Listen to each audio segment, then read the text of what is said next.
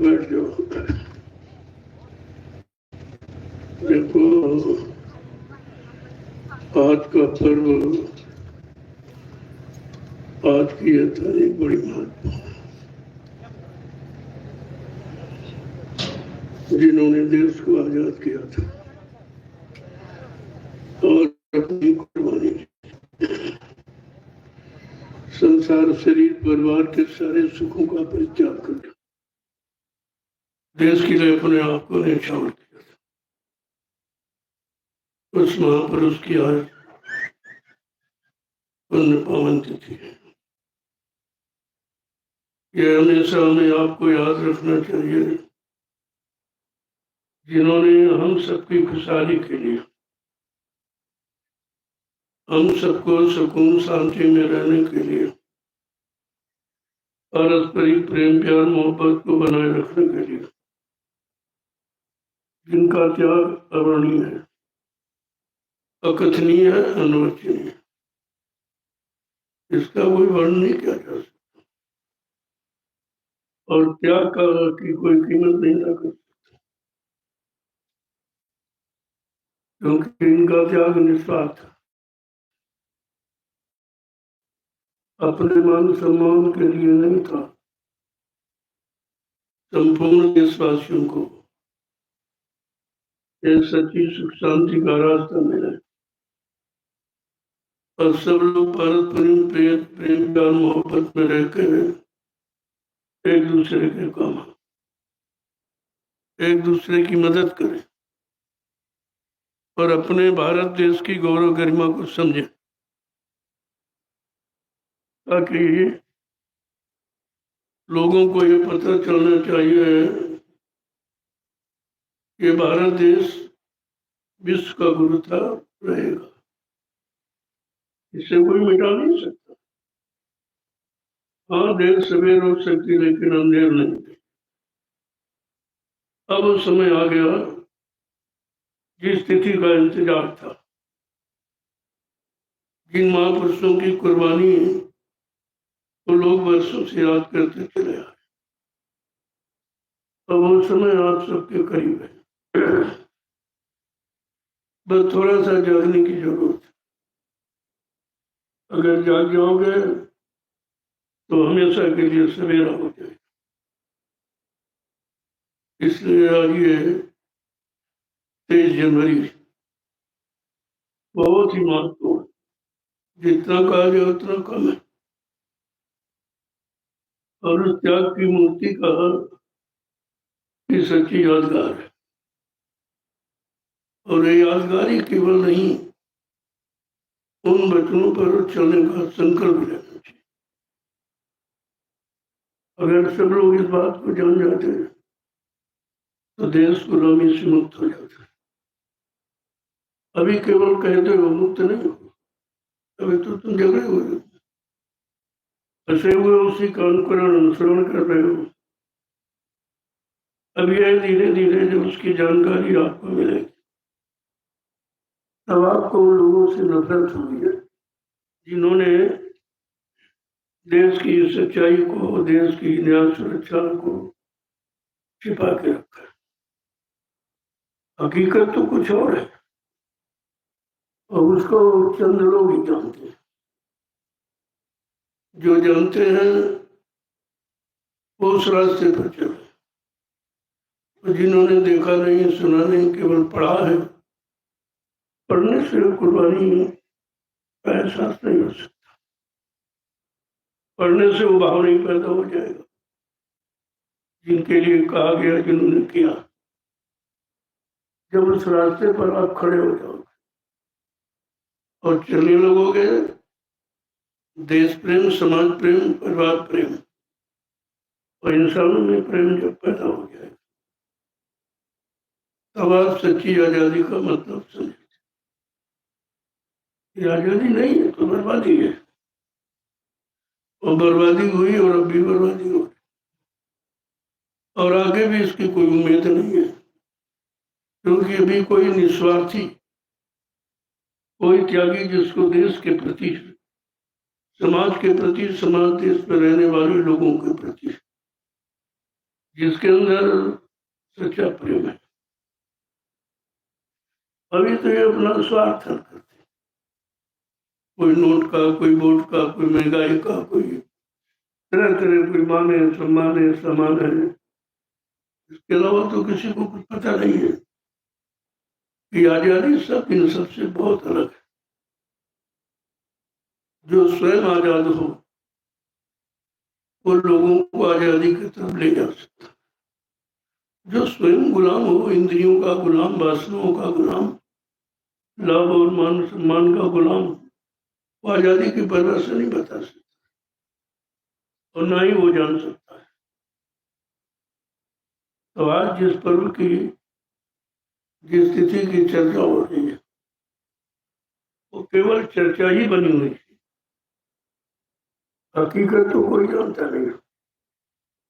वो तो संत महात्मा बताएंगे हकीकत क्या है, इस आजादी का सच्चा राज, सच्चा इतिहास क्या है।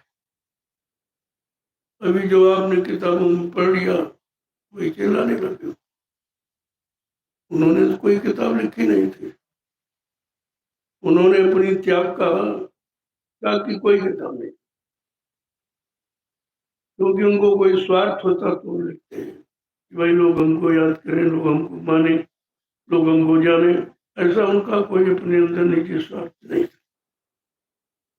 उनको जो करना था देश के लिए किया। ऐसे बहुत कम लोग जो देश के लिए कुछ सोच रहे हैं। केवल अपनी गति, अपना सम्मान, अपना सुख, अपनी समृद्धि, अपना इसी के बारे में, बाकी कुछ, क्योंकि वो केवल भाषण स्पीच में है, करनी में नहीं कुछ। करनी से कथनी में बहुत फर्क है, लेकिन सच्चाई कभी छिपती नहीं और सत्य को कोई छिपा नहीं सकता। कितनी कोशिश की जाए सत्य पर पर्दा, क्योंकि सत्य अपने आप में बलवान है, इसीलिए सत्य को कोई पराजित नहीं कर सकता।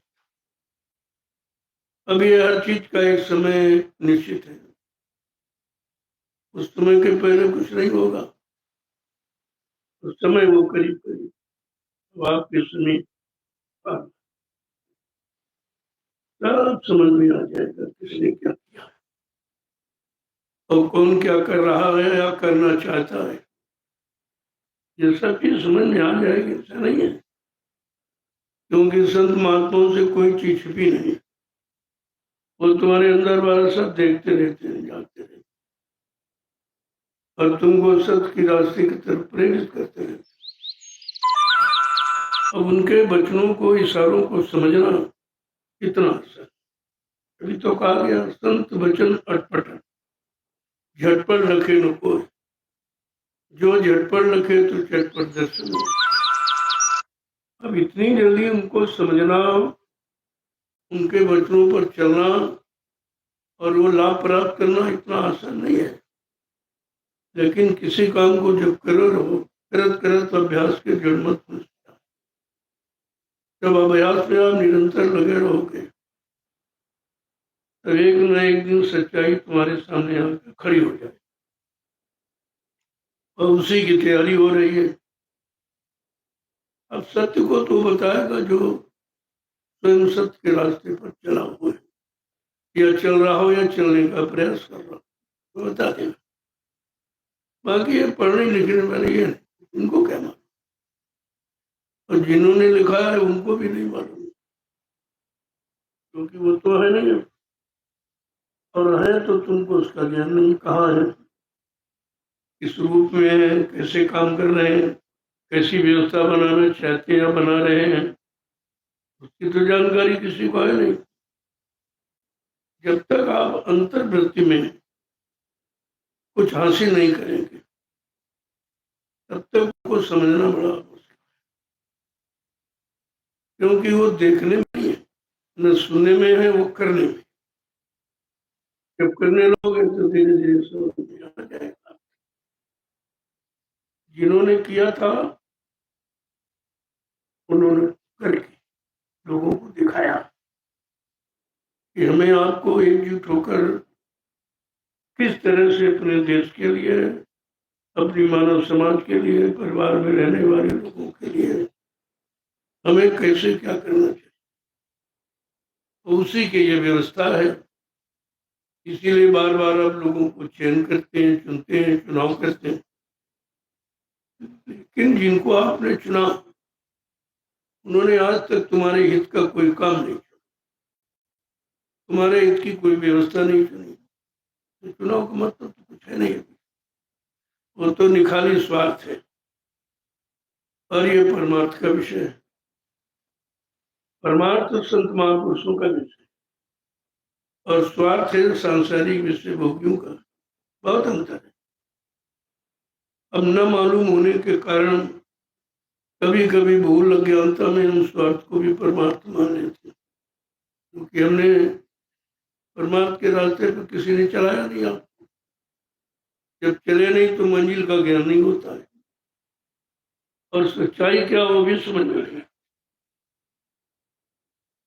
तो आज इसी तिथि पर हम सब देशवासियों को एक संकल्प लेना चाहिए, अपने देश के लिए, देश में रहने वाले लोगों के लिए, उनकी सुख शांति न्याय सुरक्षा रोजी रोटी के लिए, ताकि सब लोग अपने अपनी जगह पर अपने परिवार बाल बच्चों का पालन पोषण करते हुए परमात्मा की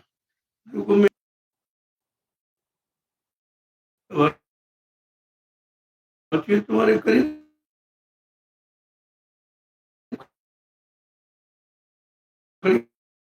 होगी।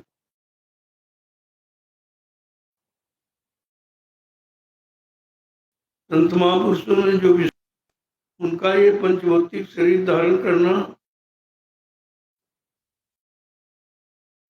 दूसरों के, वो अपने लिए जाना ही याद करने के लिए आते, अच्छाई सच्चाई समझने के लिए, समझाने के लिए आते।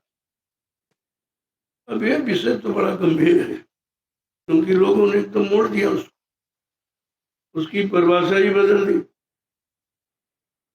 क्योंकि उन्हें पता ही नहीं परमार्थ क्या है, अध्यात्म क्या है, परमार्थ क्या है, सनातन क्या है। तो केवल उच्चारण करते हैं, लेकिन इसके बारे में वो गहराई में कभी गए नहीं है। जो गहराई में उतरा है वो गहराई बताए कि इसमें गहराई कितनी। जो कभी पानी में घुसा ही नहीं, वो गहराई क्या बात है। बताता केवल सुनी सुनाई बात, लोगों की लिखी लिखाई बात को कहता है, स्वयं नहीं। इसीलिए महापुरुषों ने पहले इशारा कर दिया, जिन खोजा तिन पाइया गहरे पानी बैठ। जो गहराई में जाता है वो ऊपर से लेकर और नीचे तक सबकी जानकारी कर लेता है। और जो केवल किताबों पर आधार बनाया, उससे कुछ नहीं। यही कारण चर्चा तो हो रही है, लेकिन सच्ची आजादी क्या है जब तुम अपने देश के बारे में कुछ जानते ही नहीं कि तुम्हारी भारतीयता क्या कहती है, तुम्हारा भारतीय जीवन किस तरह का होना चाहिए, तुम्हारा भारतीय खान पान कैसा होना चाहिए, तुम्हारे इस भारत देश की गौरव गरिमा क्या है, ये विश्व का गुरु कैसे रहा था, है और आगे कैसे रहेगा, इसकी तो जानकारी आप उन्हीं के पास मिलेगी जिन्होंने इसको बहुत नजदीकी से अंदर में देखा है।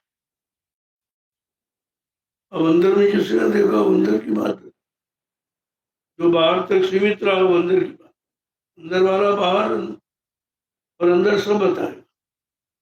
लेकिन जो अंदर में नहीं गया है वो केवल बाहर तक सीमित, अंदर की बात नहीं बता सकता।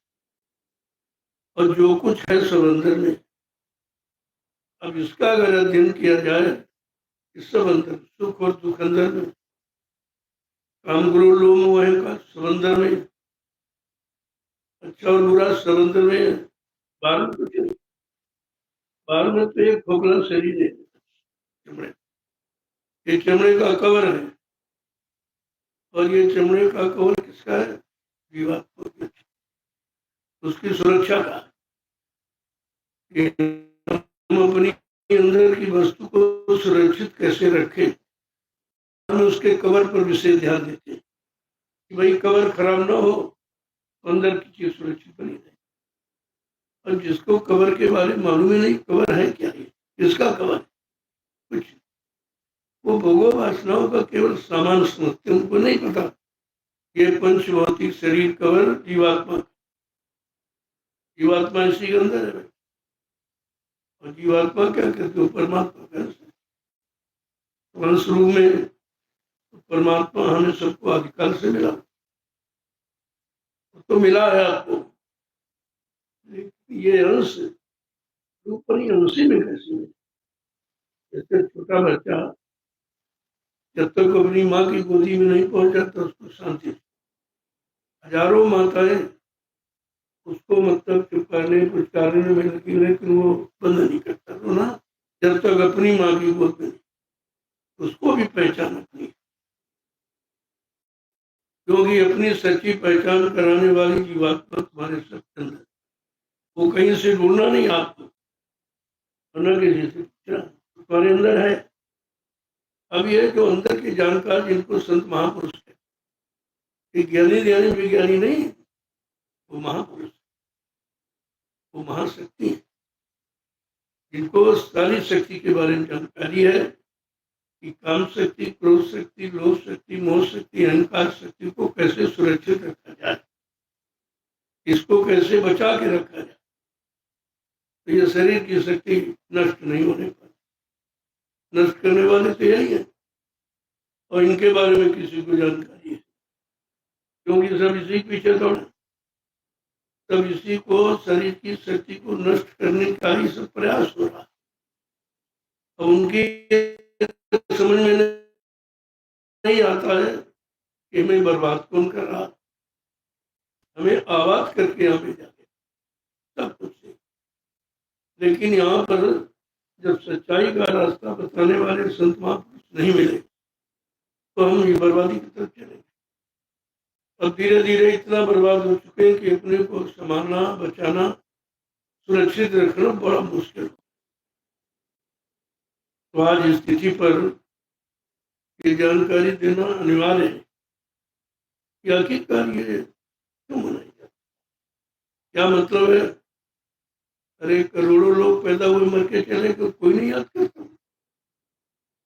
आज इसी तिथि पर जो इसने मतलब यानी प्रेम प्यार सब देने के लिए आया और सबको खुशहाल बनाने के लिए अपने को दुख में रखा, लोगों को सुख मिले, ऐसे भाव लेकर जो पैदा हुआ उसकी तिथि पुण्य तिथि, वो पाप की तिथि नहीं, पुण्य की। लेकिन ये चीज कहीं आपको मिलेगी, केवल एक मनोरंजन, केवल एक खाने पीने का सामान, लोगों को बरगलाना, लोगों को भ्रमित करना अपने निमित्त स्वार्थ के लिए, और इनके पास कुछ कोई ज्ञान। इसलिए कहा बिना महात्माओं के, वो महान आत्माएं जो अपने लिए नहीं आती जीवों की, जब तक रहती है तब तक जीवों का काम करती है। जब उनके काम का समय पूरा हो जाता वापस चली, फिर जरूरत पड़ी फिर आ जाए। न उनको कोई भेजता है, न उनको यहाँ से कोई ले जा सकता, वो अपनी इच्छा के मालिक, अपनी मौज मर्जी से आना, अपनी मौज मर्जी से काम करके जाना, उनका ये लक्ष्य अलग है। अब उस लक्ष्य तक पहुंचने के लिए तो आपको महापुरुषों की तलाश, उनके त्याग और तपस्या के बच्चों को सुना, उन्होंने क्यों किया, वो भी चाहते तो अपने लिए जीते, अपने मान सम्मान के लिए जीते, उनका तो ऐसा कोई उद्देश्य नहीं था।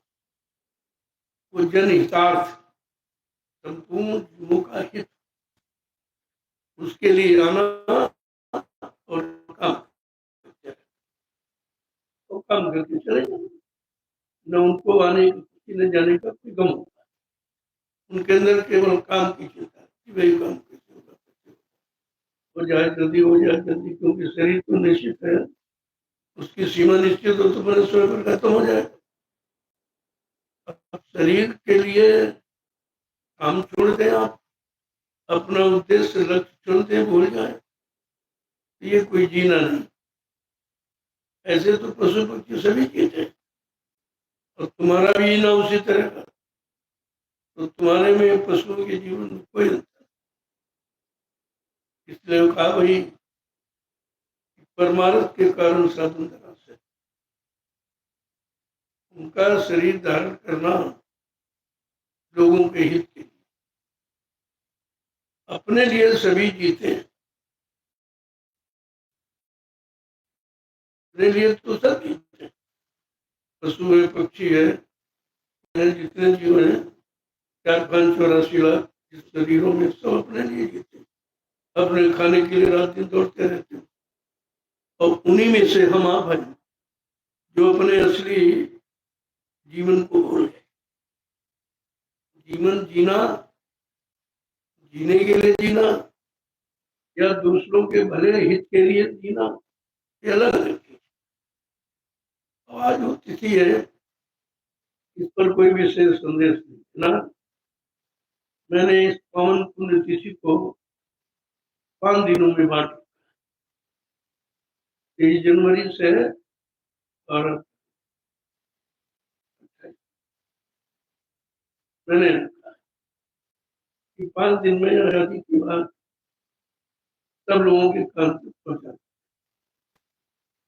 कि आजादी का सच्चा अर्थ क्या है, हम आजाद हैं कि नहीं है, हम आजादी की तरफ निरंतर बढ़ रहे हैं कि बर्बादी की तरफ, ये तो समझना भी कठिन होगा, क्योंकि संत महापुरुषों की शरण में गए, आजादी की सच्ची परिभाषा कोई नहीं, उन्हें क्या मालूम जो स्वयं बर्बाद हुए और बर्बादी का कारण बने हुए। अगर उनसे आप उम्मीद करो, ये ना देनी, ये अज्ञानता होगी, ये भूल होगा। तो मैंने आज ये उद्घाटन किया, 23 जनवरी के उद्घाटन के 5 दिवसीय जो कार्यक्रम होने जा रहा है, गणतंत्र दिवस की महिमा को बताने के लिए, उसका आज ये पहला, और कल से विधिवत संदेश प्रारंभ हो जाएगा, जो देश के, जो राष्ट्र के हित में हो, राष्ट्र में रहने वाले लोगों के हित में होगा, वो कल से। और यह संदेश आप हिंदुस्तान के दुनिया में कहीं चले जाओ, कोई नहीं, क्योंकि सब इससे बहुत दूर हो गए, परमार्थ से दूर होकर स्वार्थ में चले गए, अध्यात्म में दूर होकर भौतिक में फंस गए, उन्हें क्या मानो। लेकिन जब सुनोगे तो धीरे धीरे धीरे धीरे, पहले कुछ शंका भी हो सकती, क्योंकि आपने कभी सुना नहीं है और कोई इस तरह की चर्चा करता नहीं, सब अपने खर्चे की चर्चा करते, हमारा खर्चा कैसे चलेगा, हमको खर्चा कैसे मिलेगा, हमारा मतलब यानी कोष कैसे भरेगा, हमारा पेट, तो पशुओं की वही पशु प्रवृत्ति है कि आप ही चरे, ये पशुओं में प्रवृत्त होती है।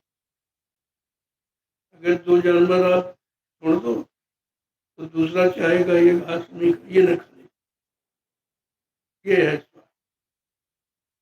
आज इसी पेट के स्वार्थ के लिए राजाओं प्रजाओं सब अपने पेट भरने की बात, लेकिन देशवासियों का, देश में रहने वाले लोगों का इस समस्या का समाधान कैसे हो, तो कोई नजर ही नहीं डालता, एक दूसरे की निंदा आलोचना बुराई में समय। अरे भाई, तुम अगर कुछ करने आए हो तो अपने करने की बात, जब तुम अच्छा करोगे तो किसी को बुरा कहने का तुम्हारे पास समय नहीं होगा, और बुरा कहने वाला, बुराई करने वाला कभी भला नहीं हो। अगर आप चाहो कि दोस्तों को बुरा कह के हम भले बन जाए, तो ऐसा तो नहीं, कर भला तो हो भला, और कर बुरा तो हो। ये सिद्धांत है और ये सिद्धांत को मानना पड़ेगा। बगैर सिद्धांत पर चले न स्वयं को शांति मिलेगी, न आपको देश में रहने वाले किसी इंसान को शांति दे सकते। केवल शांति के प्रवचन भाषण हो, और वो भी किए हुए नहीं, सुने सुनाए पड़े पड़ा। अभी तो सुनने सुनाने पढ़ने से कोई शांति थोड़ी आ जाएगी। तुमने शांति के लिए भाषण दिया और क्रांति में और भ्रांति में सबको फंसा दिया। शांति ये तुम्हारा काम तुम्हारे हित में नहीं हुआ तो दूसरे का हित कैसे करो। तो आज मैं तो केवल उद्घाटन, गणतंत्र दिवस की पावन बेला, संदेश जो देश के प्रति, राष्ट्र के प्रति जो होगा उसका पहला दिन। और धीरे धीरे प्रेमी आएंगे तो समझा दिया जाएगा। और कुछ संस्था आश्रम के नियमों को भी बताऊंगा, क्योंकि आप संस्थागत हैं, आप आश्रम के प्रति हैं, तो आश्रम संस्था के कुछ न कुछ नियमों की जानकारी होनी चाहिए, तभी तो आप जानकारी लोगों को दे सकोगे और उस जानकारी पर चलकर लोगों को जानकार बना सको। मैं इसके बारे में इन 5 दिनों में सब जानकारी आपको दी कि आश्रम की व्यवस्था कैसे, क्योंकि आश्रम सबका किसी एक नहीं है। जब सब लोग अपनी जिम्मेदारी समझेंगे तब आश्रम की मर्यादा बढ़ता है। और हर प्रेमी का कर्तव्य है, जैसे अपने घर को चलाने के लिए घर के हर सदस्य को अपनी परिवार की भूमिका को समझना, भाई हमारा परिवार कैसे चले, कैसे आगे बढ़े, कैसे लोग उन्नति करें। उसी तरह ये आश्रम व्यवस्था नहीं, पूरे विश्व को सही सच्चा रास्ता दिखाने का। लोग अभी नहीं जानते, लोग अभी सीमित हैं इसलिए, लेकिन धीरे धीरे समझ में आ जाएगा, क्योंकि जिसने नींव डाली है उसे आगे पीछे कर समा। और आपको मालूम नहीं है, जब कोई कसौटी की जाती है तब एक अच्छी चीज निकलती है। अगर सोने को अग्नि में तपाया जाए तो आपको ये पता नहीं चलेगा कि नकली असली कसौटी से। और कसौटी का मतलब दूसरे नियम का पालन, जो कानून नियम बना दिए जाए उन पर चलना, ये आपकी निजी कसौटी। अगर कसौटी पर तुम खरे उतरे तो दूसरा आपको कसौटी की परिभाषा बता। मैं इसके बारे में भी कुछ करना चाहता, कहते थे बहुत दिन हो गए। जब देखा कि कहने का कोई असर प्रभाव नहीं है तो उसे करनी में लागू कर दिया। जब करनी में लागू हो जाएगा तो तुम्हारे पर लागू कर दिया, खुद ही आप समझ जाओ। यह समझ कर कि आश्रम सब आपके आश्रमों का नियम, आपके आश्रम की मर्यादा का विकास हो, क्योंकि जो आश्रम बने हुए हैं उससे ये अलग,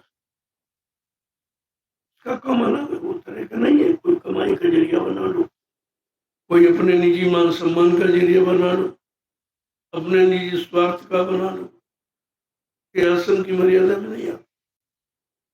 इसलिए आश्रम तो बहुत है, लेकिन आश्रम की मर्यादा किसी ने नहीं। यही कारण इतने आश्रम होते हुए किसी को श्रम करना नहीं आता, श्रम की बात समझ में नहीं आती। और आसरा और सहारा हम अपना कैसा बनाए जो हमारी भी समस्या का समाधान हो और जितने जुड़ेंगे सबकी समस्या का समाधान। तो मैंने इस पर एक जो भूमिका बनाई है उसको मैं बताना चाहता। उससे मैंने इशारे में कह दिया सब, लेकिन 5 दिनों में विधिवत क्योंकि आगे ये आश्रम उन आश्रमों की तरह नहीं है जो अपने निजी मान सम्मान के लिए जीते हैं। ये है परमार्थ के, परमार्थ का रास्ता अलग तो उसके नियम भी अलग हो, और कुछ अलग रहकर ही आपको उन नियमों का पालन करना। तब जब आप समझोगे कि हम उन्हीं तरह हैं कि उनसे कुछ अलग है, हमारी भूमिका उन आश्रमों से बिल्कुल अलग, और वो लाभ भी अलग होगा, और वो लाभ सबके लिए। केवल तो अपने लिए मैं तो कुछ लाभ देता ही नहीं हूँ, न हमारा कोई लाभ है, न मैं लाभ चाहता हूँ। कितने लोग आश्रम से जुड़े हैं। पहली बात तो आश्रम की मर्यादा, आश्रम की गौरव गरिमा समझे।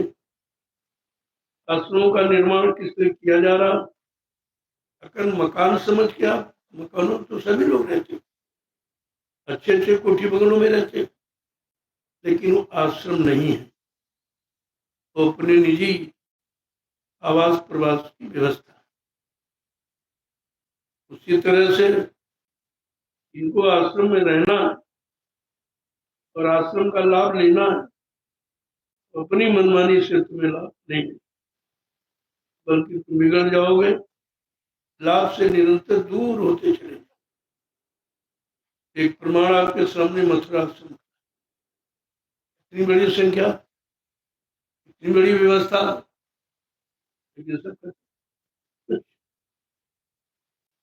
क्योंकि जिस बनाने वाले का जो उद्देश्य था उस पर तो आप चल रहे, तो अपना बना उद्देश्य हल करने के लिए हमको पद मिल जाए, हमको ये मिल जाए, जबकि बराबर आपको सलाह दी गई कि आए शरण तजो नहीं ताही। जो आश्रम में आ गया है, जिस भाव से आया उसको उसी तरह का लाभ। जो धन की इच्छा से आए वो एक दिन धन लेके चले, जो सामान की इच्छा से आए वो सामान लेके चले, और जो सम्मान और पद की इच्छा से आया वो सम्मान पद लेके चला। ये कोई चीज टिकने वाली है। लेकिन कहा जो जिज्ञासु प्रेमी भक्त भगवान की इच्छा से आया वो भगवान ने बताया तो सबको गया, सिखाया सबको गया, लेकिन जो भगवान की इच्छा से आए वो भगवान लेके जाएंगे। बाकी सब जो भाव विचार लेके आ वो तो यही रह जाएगा। शरीर के साथ आपने जिनको जिनको जोड़ रखा है और शरीर खत्म होते सब, और जो शरीर से अलग, क्योंकि शरीर में जीवात्मा है, इसको अलग करना, इसको अपने मालिक से मिलाना, इसको अपने घर पहुंचाना, तभी तो, जब अलग करोगे तभी तो पहुंचेगी। यही तो समझना, किसको अलग करना, कैसे अलग करना। तो किसने अलग किया, जब तक उनके करीब नहीं पहुंचोगे तब तक ये राज आपकी समझ में नहीं आए। ऐसे तो कितने आए मर के चले गए, कितने मर के चले जाएंगे। ये मरना और जन्म लेना, ये तो सभी शरीर की प्रकृति है। शरीर आया चला जाएगा, फिर आएगा फिर चला जाएगा, तो क्या। लेकिन अगर ये समझ गए कि शरीर किस लिए, किस काम के लिए आया, अगर वो काम न हुआ तो शरीर का आना पशु जैसा, फिर तमाम रोज मर रहे, जी रहे, पैदा हो रहे, तो सिलसिला बंद होने वाला है नहीं। लेकिन तुम इस सिलसिले से अलग होने आए कि दोबारा हमको जन्म लेना ही ना, दोबारा मौत के काल में जाना ना, तुम्हारा एक अलग सिद्धांत। और ये सिद्धांत को कोई अरबों करोड़ों में एक हाल समझता है, तो अपने लीजिए, तो ये तो शरीर के लिए, केवल शरीर तक सीमित, शरीर को मान सम्मान सामान कपड़े ये वो सब क्या है। अरे जब जिसके लिए तुम सोच रहे हो, कर रहे हो, वही स्थायी नहीं, वही एक दिन चला जाएगा, तो सामान्य छूट जाएगा। अब आपको ये सोचना चाहिए कि हम शरीर नहीं है। अगर किसी विद्वान से आप पूछिए, चाहे वो राजा हो जाए प्रजा हो, कोई उत्तर नहीं दे पाएगा। उससे पूछो तुम कौन हो, तो पहली बात अपनी जाति बनाएंगे, मेरी जाति हो जाती। मेरे को नहीं भाई, ये बताओ तुम कौन हो? तो हिंदू बताओगे, मुसलमान बताओगे, ये बताओ, राजा बताओगे, प्रजा बताओगे, अधिकारी बताओगे, कर्मचारी बताओगे, ये भी नहीं। ये भी सच्ची पहचान आपकी नहीं, क्योंकि ये पहचान आपने बनाई। तो इसलिए समझने की है। अगर तुम संतों की शरण में चले जाओ तो तुमको सच्चा अर्थ मालूम हो जाएगा कि हम शरीर नहीं, हम एक सिर्फ जीवात्मा है। ये नहीं, जीवात्मा है जो अजर अमर है, न मरती है, न जलती है, न पैदा होती, न खत्म होती। हम वो हैं। अगर हम जीवात्मा के बारे में समझ गए तो सारी आत्माओं के बारे में हम समझ। तुमने अपनी जीवात्मा को जगा लिया तो सबको जगाने का। संतों ने यही किया। वो केवल अपने लिए नहीं जगे, लोगों को जगाने के लिए जिए। तो हमेशा जीते हैं लोग। जब तक इस पंच भौतिक शरीर में रहेंगे उनका ये काम बंद नहीं। न किसी से पूछ के उन्होंने शुरू किया है और न कोई बंद कर सकता। अब बुद्धिमानी ये है कि तुम अपना काम बना लो। होशियारी ये है, तुम इसको बंद नहीं कर सकते और न तुम इसको चला सकते हो। जो चल रहा उसमें चलकर अपना काम बना सकते हो। ये बुद्धिमानी आप में होनी चाहिए। और इसी बुद्धिमानी को हासिल करने के लिए याद कर रही है। तो जिनको अपने आप में शंका है, पता नहीं लोग हमको अच्छा कहेंगे कि नहीं कहेंगे, तो एक बोर्ड लगा दिया जाए, ये सच्चाई तुम्हारे जीने की नहीं है और इसी को अंदर से निकालना है। हम अपने लिए नहीं जीते हैं, हम जीवों के लिए जीते। अगर ये उद्देश्य समझ में आ गया तो तुम्हारे जीवन का सच्चा अर्थ और लोगों के भी सच्चे अर्थ तरफ मोड़ोगे। जय गुरुदेव, जय गुरुदेव, जय गुरुदेव। प्रभु का प्यारा।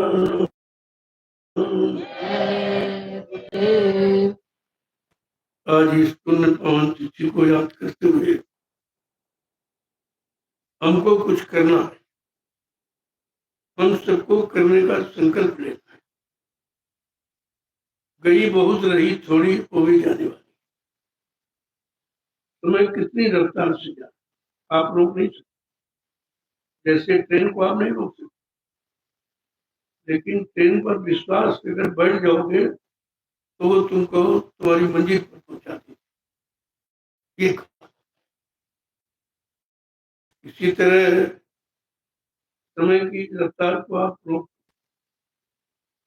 अगर उसके साथ चलना सीख लिया तो मंजिल से लाभ आपको मिल सकता।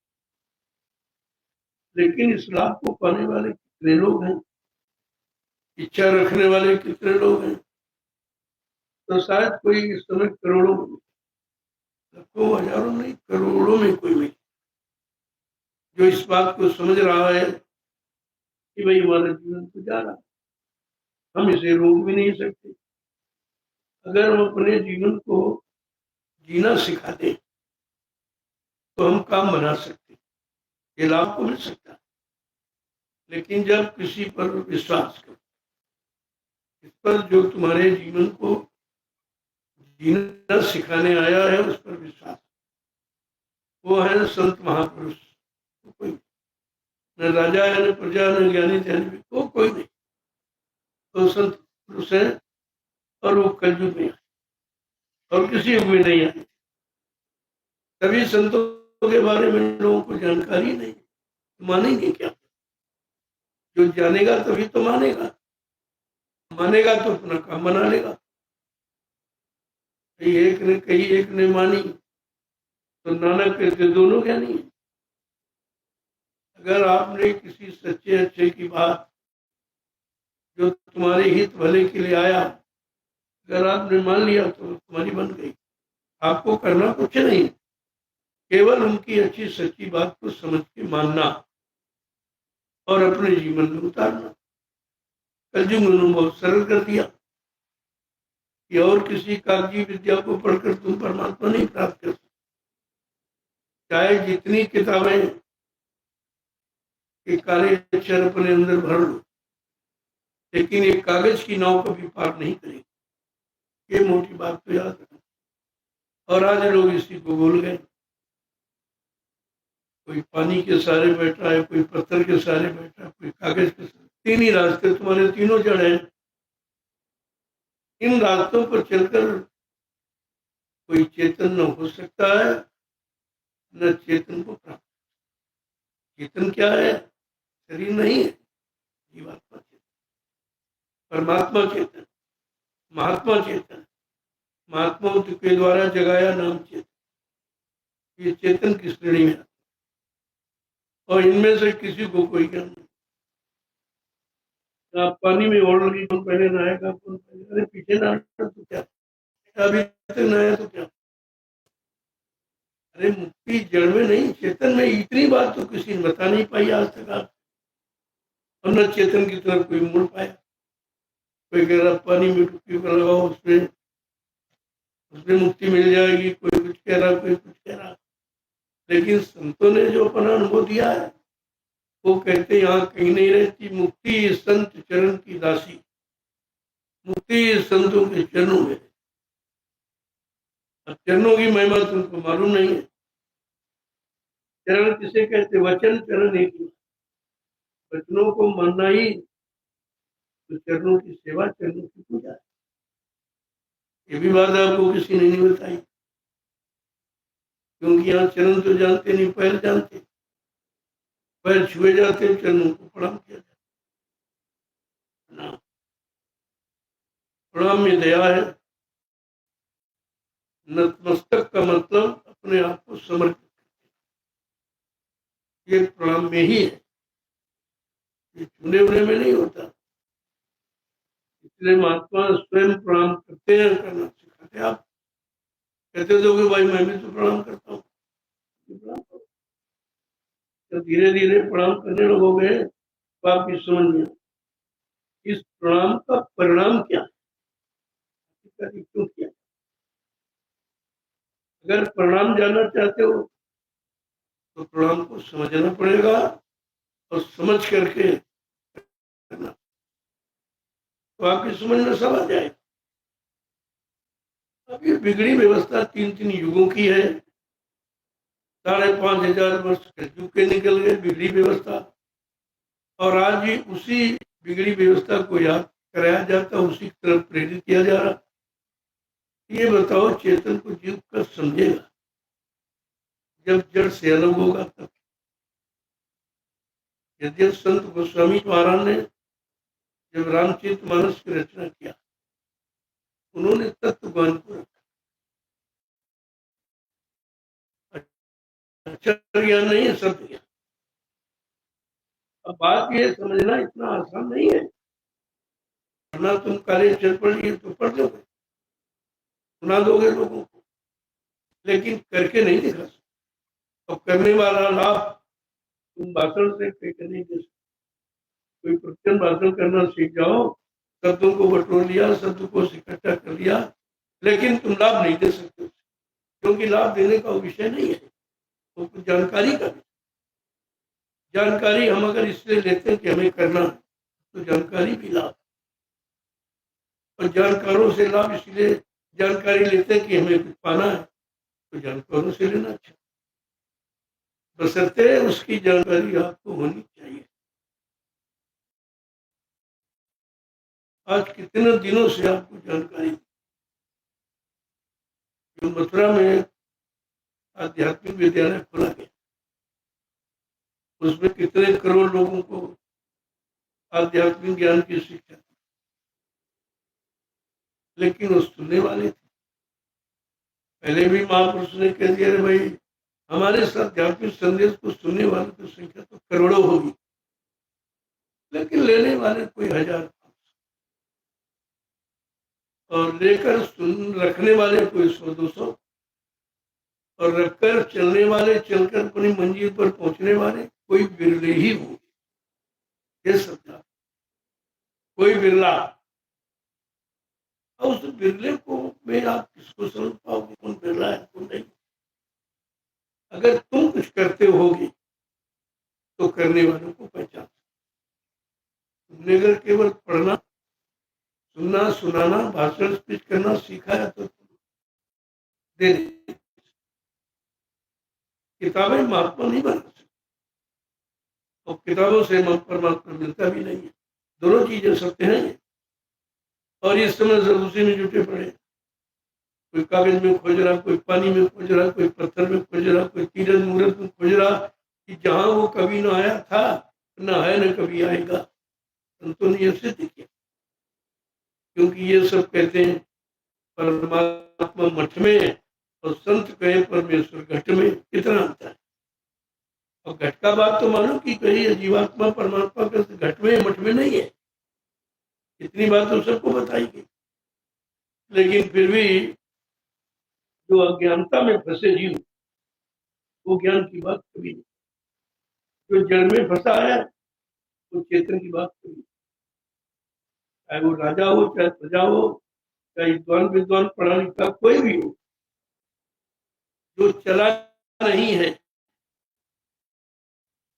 वो मंजिल पर चलना न सिखा सकता। और जो मंजिल पर पहुंचा नहीं वो किसी को पहुंचा नहीं सकता, बता सकता। तो बताना तो पहुंचना है नहीं, पढ़ना भी पहुंचना नहीं है, पढ़ाना सुनाना भी पहुंचना नहीं, पहुंचना है चलना और चलना।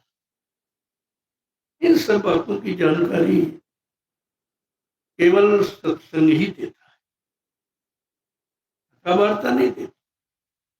कितनी आपने कथा वार्ताएं सुनी, लेकिन जिसको जिस सुनने की बात कही जा रही है, ये असली सुनना क्या है, जो अंदर में आवाज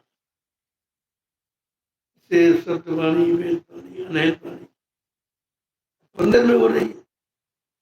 और अंदर में आपको सुनना किसी ने, शरीर के दो कान के बाहर की आवाज को सुने। अगर खराब नहीं है तो, अगर खराब हो गए तो आपको सुनाई दे देगा।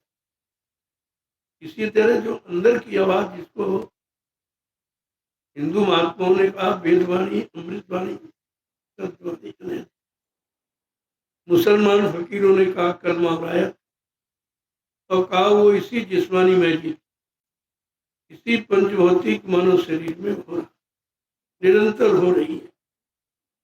अब तुम्हारे कान बंद है तो आप कैसे सुनोगे। शरीर के दो कान, दो आंखें खराब हो जाए तो आप अच्छे डॉक्टर वैद्य हकीम की तलाश, भाई कोई हो जाता हमारे ठीक कर। अगर सच्चा सही जानकार मिल गया। इसी तरह तुमने कभी अपनी आत्मा का आंख कान बंद उसके बारे में कभी सोचा? जानते नहीं तो सोचेंगे क्या। और ना किसी ने उस तरफ तुम्हारा ध्यान नहीं किया कि नहीं नहीं भाई वो तो अंदर में, बाहर कुछ नहीं।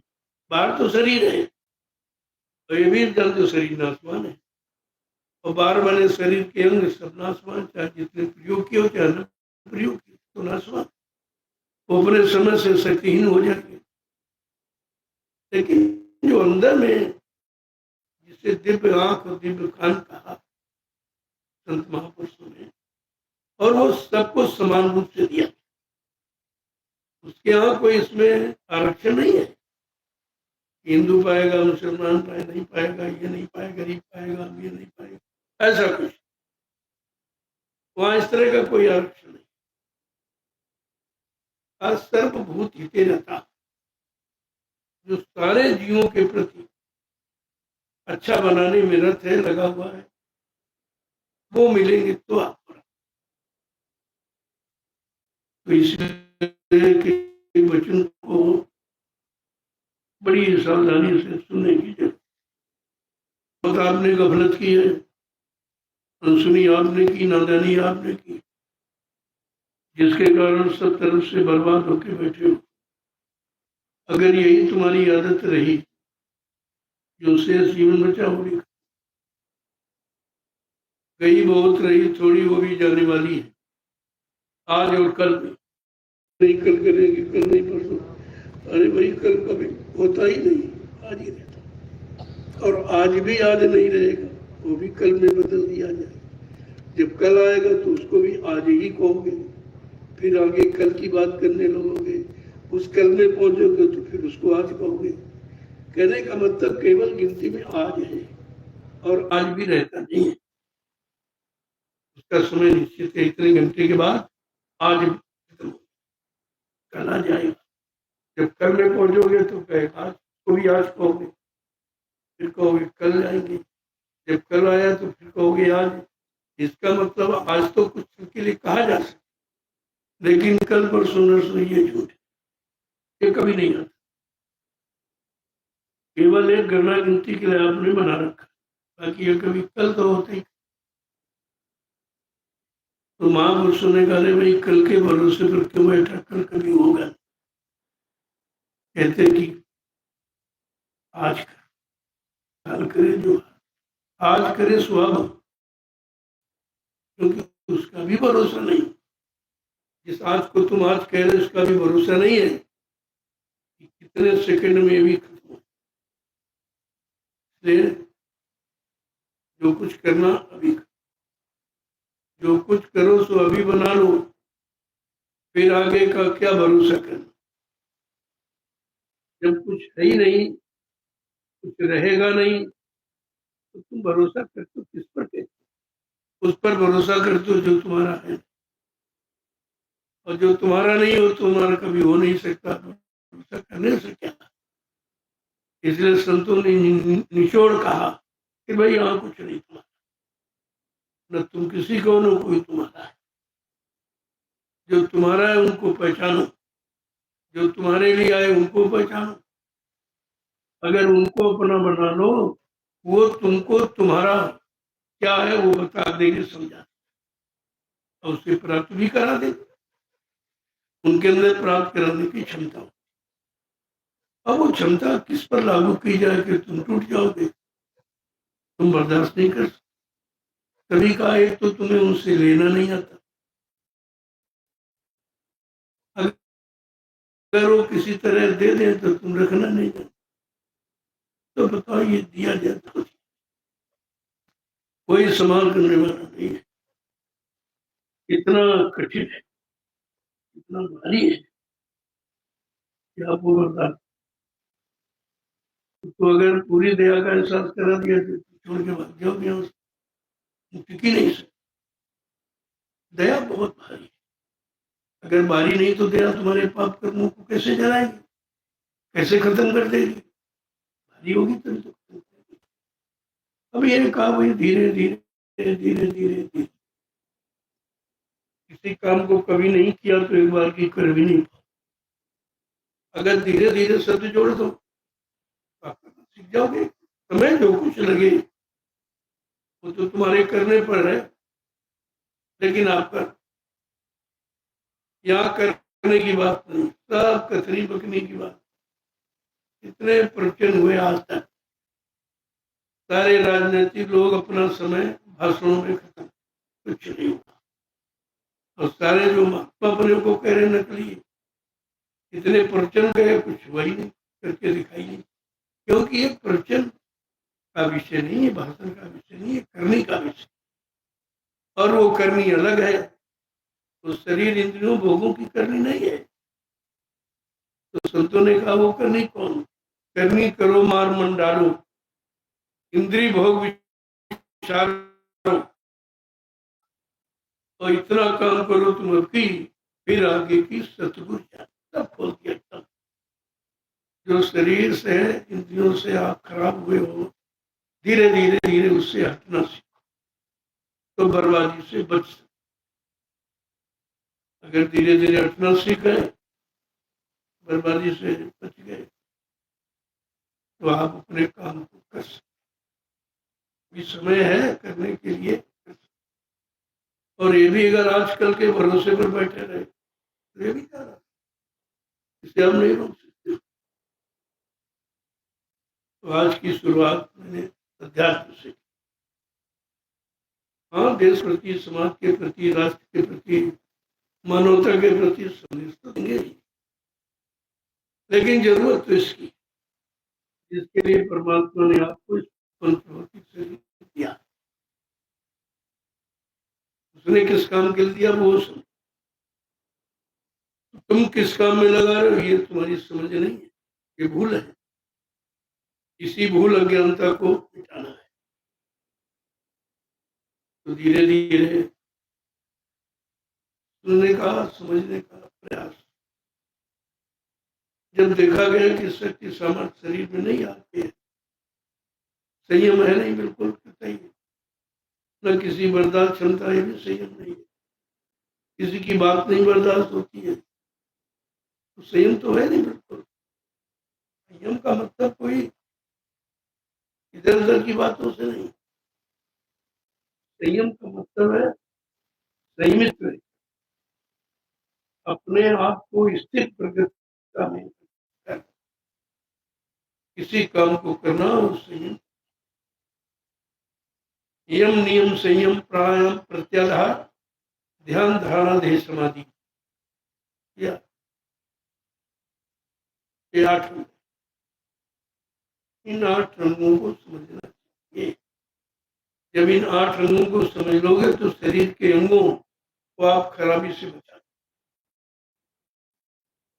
ये कोई नहीं बताएगा, ये किसी से आप नहीं सुनोगे, क्योंकि सब इसी को नष्ट करने में जुटे पड़े हैं। तो तुमको समझने की बात कहां से बताते? जिन्होंने अपने जीवन को सीमित रखकर जीवों के लिए ये इकट्ठा किया था, चलो जीवों का भला हो जाएगा, जीवों का सुधार हो जाएगा, जो बेचारे परमार्थ तरफ चल पड़ेंगे, इसलिए इन्होंने संयम को संभाल के रखा। लोगों के काम अपने सुख, अपनी शांति, अपने मान सम्मान के लिए नहीं संभाल के रखा जीव।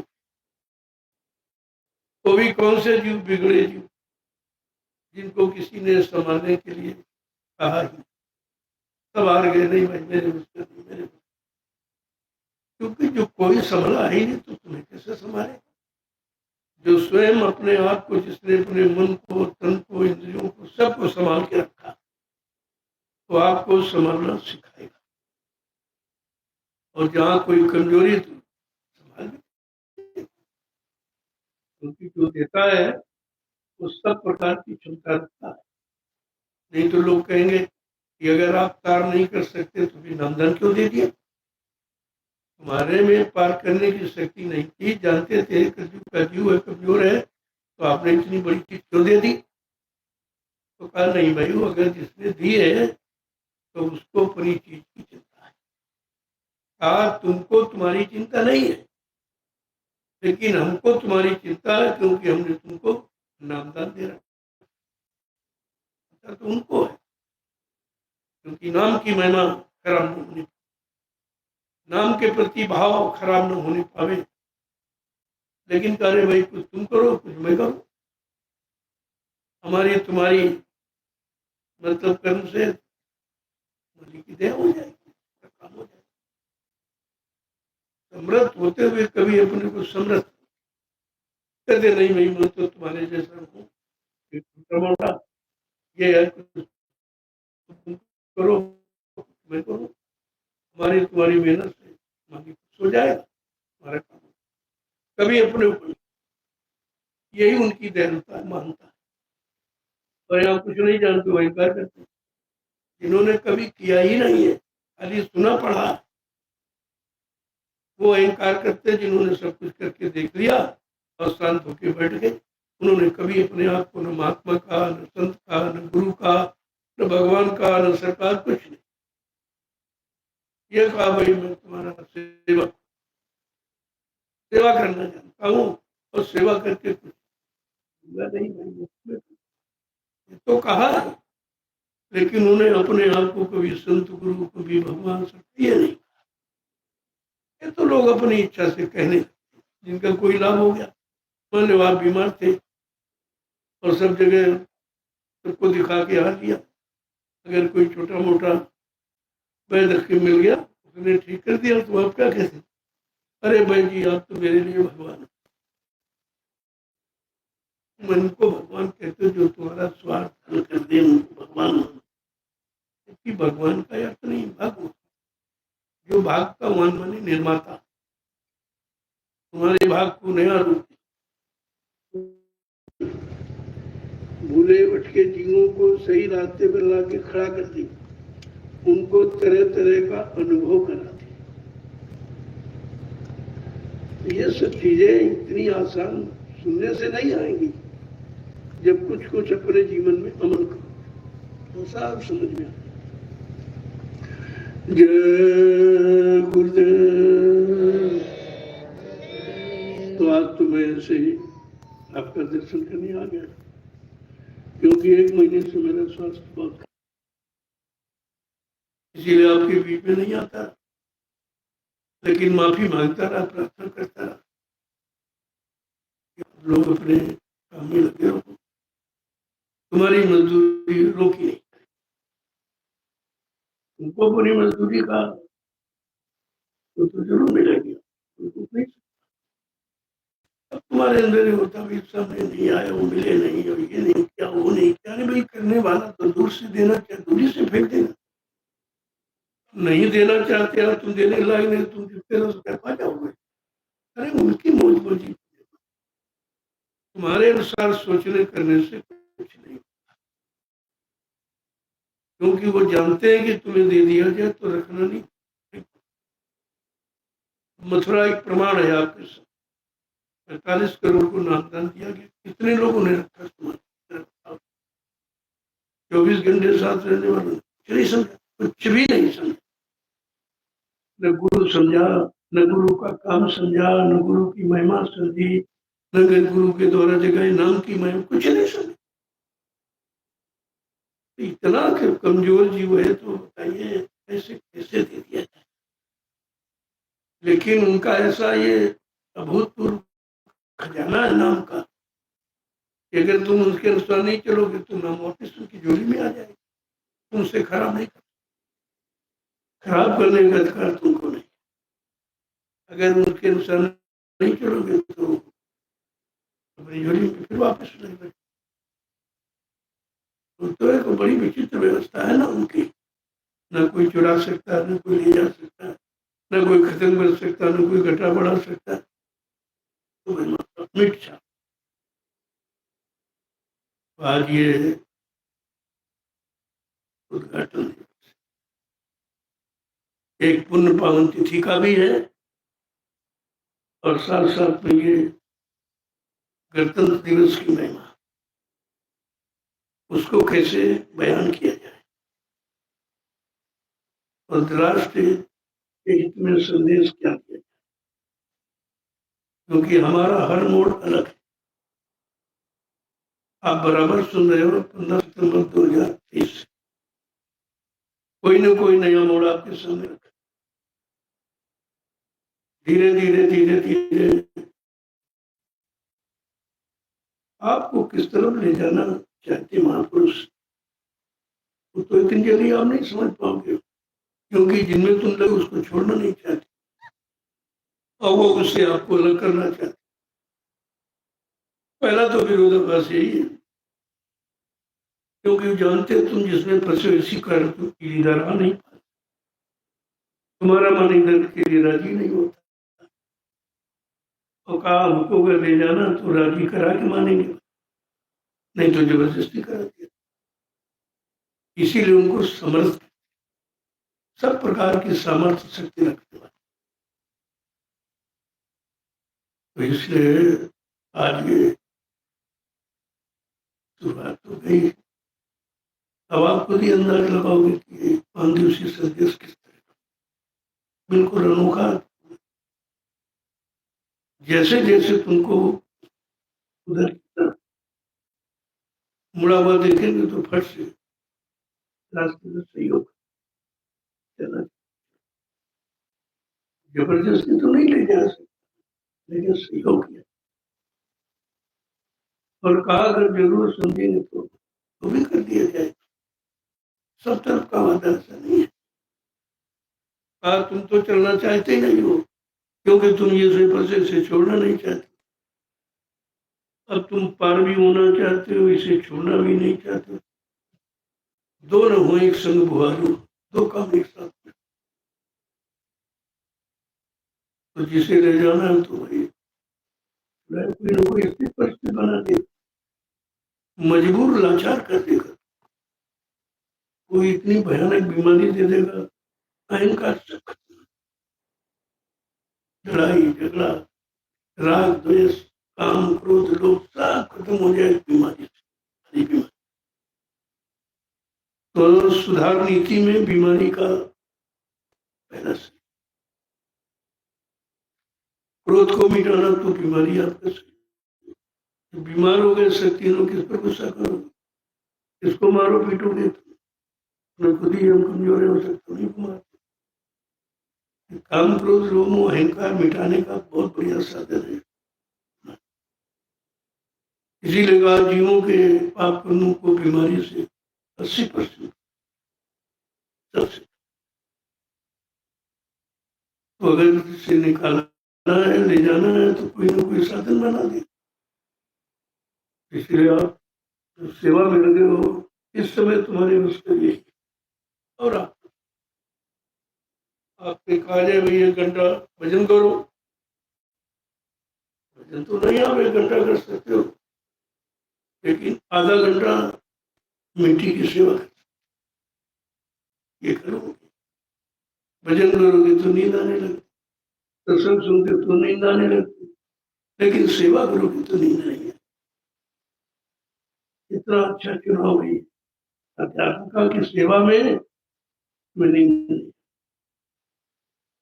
और समय नींद आ जाती। तो ऐसे थोड़ी रखा गया, जीव के अनुसार जैसी शक्ति समर्थ वैसा रास्ता बना दिया। और ये सेवा ऐसी सेवा है कि पता नहीं कब तक रहेगी, और सेवा में पैसा दिया खर्च हो जाए, सामान दिया खत्म हो जाए, लेकिन ये जो सेवा है भूमि सेवा मिट्टी सेवा, ये जब तक जमीन रहेगी तब तक सेवा। और जब तक इस भूमि पर लोग आते वो लाभ उनको मिलेगा तो वो तुम्हारे द्वारा मिला है। तुमने सेवा न दी होती, सेवा न की होती तो आ गया इधर में कोई नहीं आता। और पहले भी आपने कभी नहीं सोचा था कि हाँ हमें आना पड़ेगा। जब सदगुरु धाम छोड़ के हम आए, किसी को नहीं कि इसको छोड़ के कहीं और जाएंगे, क्यों बहुत बढ़िया बना दिया इसी में रहेंगे। तो जब बन के तैयार हो गया तो एक दिन हमने कहा भाई तुम ये खास पूछ ले आते हो कहाँ से, बताया ना, चलो भाई हम नहीं देखेंगे, हम देख रहे उद्देश्य तुम्हारा और पूछता देखेंगे, चलो हम भी देखेंगे। जब यहाँ आए तो देखा ये तो वही स्थान है जिसके लिए कोई चर्चा की नहीं। तो फिर दूसरे दिन मैं लौट गया, दूसरे दिन आया तो उन्होंने कहा भाई हम तो यहीं रहेंगे, हमारी बड़ी इच्छा है। तो कहती तुम कैसे रहेंगे, तो कोई व्यवस्था नहीं है, नहीं कुछ नहीं है, प्लास्टिक का तंबू बना दो मैं उसमें रहूंगा। ऐसा नहीं कि तुमको रखता हूँ तो मैं भी रहता हूँ और तुमको अच्छी तरह रखने की कोशिश करता हूँ, अच्छा खाना भोजन देने की इच्छा, लेकिन मैं तो नहीं। तो मैं यहाँ अब प्रेमी ने सुना रे भाई वहाँ चले गए यहाँ नहीं आएंगे, तो यहीं पर रहने के जहाँ राम का अवध निवास, जहाँ राम हुई अयोध्या है, तो सब बेचारे यहाँ आने लगे। तुमने भाई इसको हम भजन घर बनाना, इसकी सफाई कर दो। तो प्रेमी एकदम जो देखता तो कहता कि ये जंगल साफ करेंगे, इतना कठिन काम सरकार नहीं कर पाई, यहाँ के लोग नहीं कर पाए, कहाँ से करेंगे। लेकिन प्रेमियों की श्रद्धा और प्रेमियों का मनोबल और प्रेमियों के अंदर आदेश पालन मुख्य होते हैं।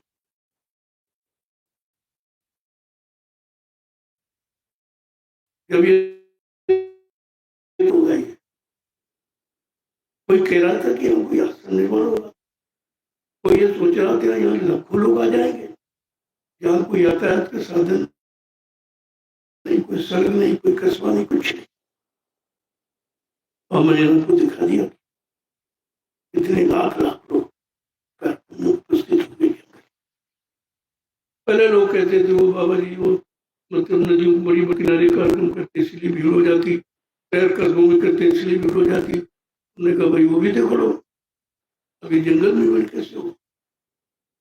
बड़ा सब आश्चर्य कहते थे जंगल में ये लोग शहरों में व्यवस्था नहीं कर पा रहे, अरबों खरबों रुपए खर्च करते हैं जनता, और कुछ चंद लोगों को उनसे अपना स्वार्थ हल करने के लिए, लेकिन कुछ क्या इसमें कोई विकास है? ये तो विकास की परिभाषा ही बोल रही है, और सबका विकास सबका विकास सबका विकास है इसमें।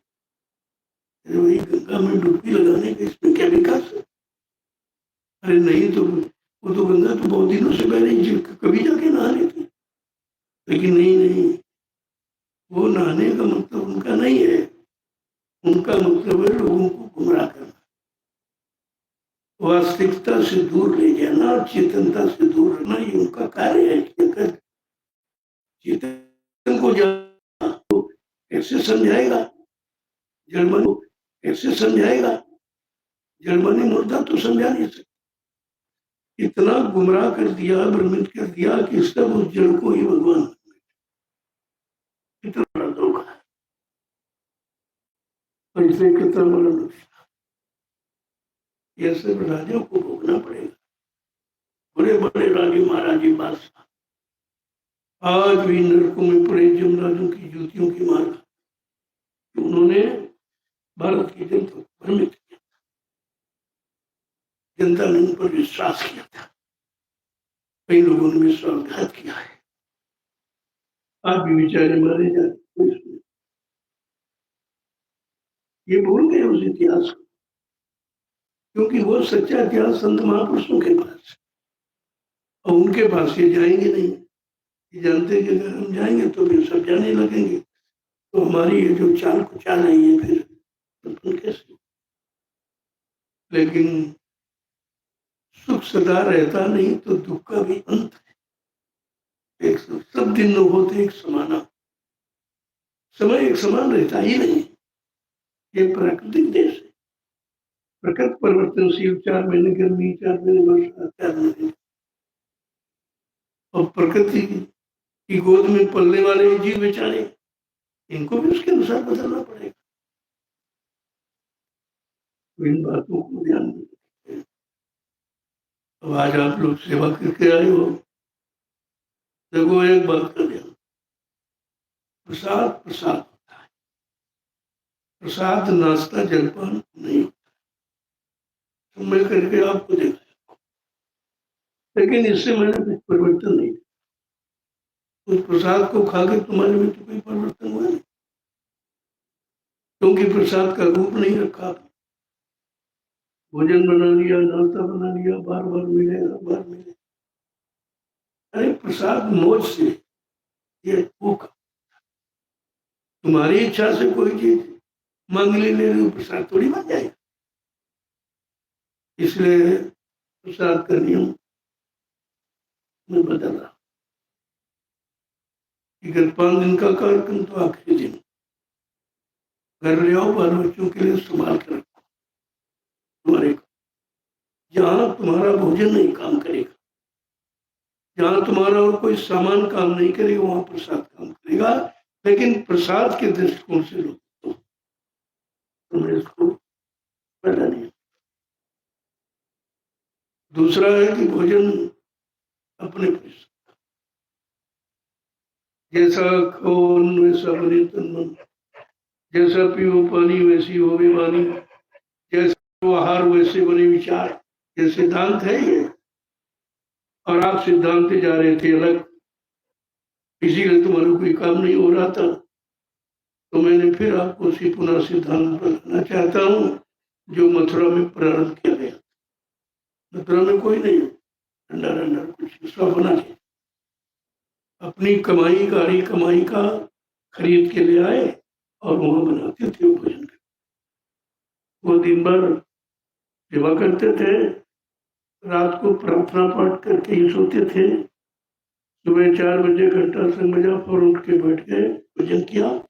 ये सब काम उस समय हो रहे थे जब तुम्हारा भोजन अपनी कमाई का था। ये त्रुटि आ गई, तो इस त्रुटि कमी को मैं दूर करना चाहता हूँ, क्योंकि आपको लाभ होना चाहिए। मरीज को अगर मरीज की इच्छा का भोजन देते हो कभी ठीक नहीं होगा, वो तो परहेजी भोजन उसे कराना ही होगा। आपका मन बीमार है, तन बीमार है, शरीर बीमार है, तो उसके लिए परहेज बहुत जरूरी। तो ये भंडारा केवल प्रसाद रूप है, या जो टोलियां बाहर से आएंगी वो भोजन करेंगी भंडारे में, सेवा करेंगे। अगर वो भोजन बनाएंगे तो सेवा का समय चलेगा उनके। लेकिन खासकर जो 6 जिले हैं पड़ोसी, इनके कोई भोजन भंडारा नहीं है। सब तुम्हारे जिले में आ रहे हो, तुम्हारे पड़ोसी तो बन के आ रहे हैं कोई बात नहीं, परंतु उनकी सेवा करना ये तुम्हारा कर्तव्य है। तो हम देखते हैं यही जिले 5-6 जिले वाले सबसे पहले थाली लेकर भंडारा, ये नहीं देखते जो बेचारे दूर से आए हैं वो क्या करेंगे, उनको क्या मिलेगा, इनको इससे मतलब नहीं। ये भोजन के लिए जीते हैं, जीने के लिए भोजन नहीं करते, भोजन के लिए। लिहाजा मैं ये सब बंद कर रहा हूँ। आज से संदेश जारी हो गया है। ये 6 जिले सीतापुर, लखीमपुर, पीलीभीत, बरेली और आपका हरदोई, इन जिलों के लोग अपनी व्यवस्था से अपना भोजन बनाएंगे। यहाँ एक आदर्श भोजनालय तैयार होगा, आदर्श। स्वयं बनाए खा रहे हो, कोई आ गया वो भी भोजन। जिस दिन तुम्हारी रसोई में कोई भोजन करने ना आवे तो तुम समझ लो तुम्हारे अंदर में कोई दोष है, क्यों नहीं कोई आया। उस परंपरा को आज मैं लागू करना चाहता हूँ। या मतलब में लाखों चोरी चलती थी और 5-5, 7-7, 10-10 लोग मिलकर बना लेते थे, और कोई आ गया तो कहा भाई आ जाओ। जब तुम ही नहीं बनाते तुम दूसरे को क्या खिलाओगे, क्या भोजन दोगे। और धीरे धीरे तुम आलसी बन गए। तब एक झूला उठाया नाते रिश्तेदार की तरह आश्रम में आ गए, नहीं, इस आश्रम में 6 जिलों के लोग अंदर प्रवेश नहीं लेंगे, बाहर। वो बगीचा बना, अपनी झोपड़ी बनाओ, उसमें रहो, ये बाहर के लोग। तुम्हारे घर कोई मेहमान आ रहा, तुम्हारे कर्तव्य क्या कि 4 पाई बिछा कर पहले सो जाओ या पहले भोजन कर लो, उनके न पूछो। ये कौन सी मर्यादा। इस बात का ध्यान। जो टोलियां सेवा के लिए आ रहे उनके लिए भंडारे भोजन मिलेगा, उनको मिलेगा। या जो परमानेंट रहे सेवादार सेवा करते उनको। लेकिन बगैर सेवा के मैं कितने समय से बराबर कह रहा हूँ कि बोझा अपने पर मत लाओ। अगर सेवा नहीं कर सकते तो फिर जन्नत रहेगा, ये तुम्हारे दोष है। मैंने भला साहब की कहानी कितनी बार आपको सुनाई। इतने बड़े महाराजा थे, जब आश्रम में आए तो गुरु ने पूछा, रे भला भाई क्या करते हो। अरे हुजूर कुछ नहीं, आश्रम में रह रहा हूँ। अरे तो बोझा लाता रहा, क्या कम से कम रोटी की सेवा तो कर ले।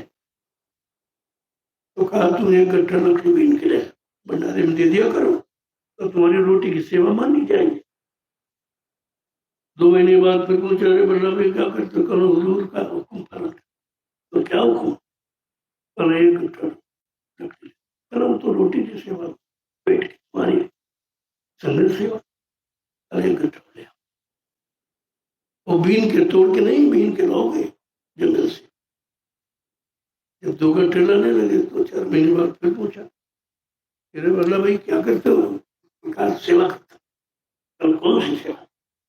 कल 1 गट्ठा ला तुम अपनी रोटी की सेवा और 1 गट्ठा संगत की सेवा, कल गुरु की सेवा, कल 3 गट्ठे। अब 3 गट्ठे लकड़ी बीन कर लाना बड़ा कठिन था। तोड़कर तो कोई डाल तोड़ लोगे, पड़ते जाओ, लेकिन नहीं, जो जमीन में गिर गए वो उठा के लो। मतलब हर चीज उनको एहसास करा रहे। ये आदेश किसे कहते हैं?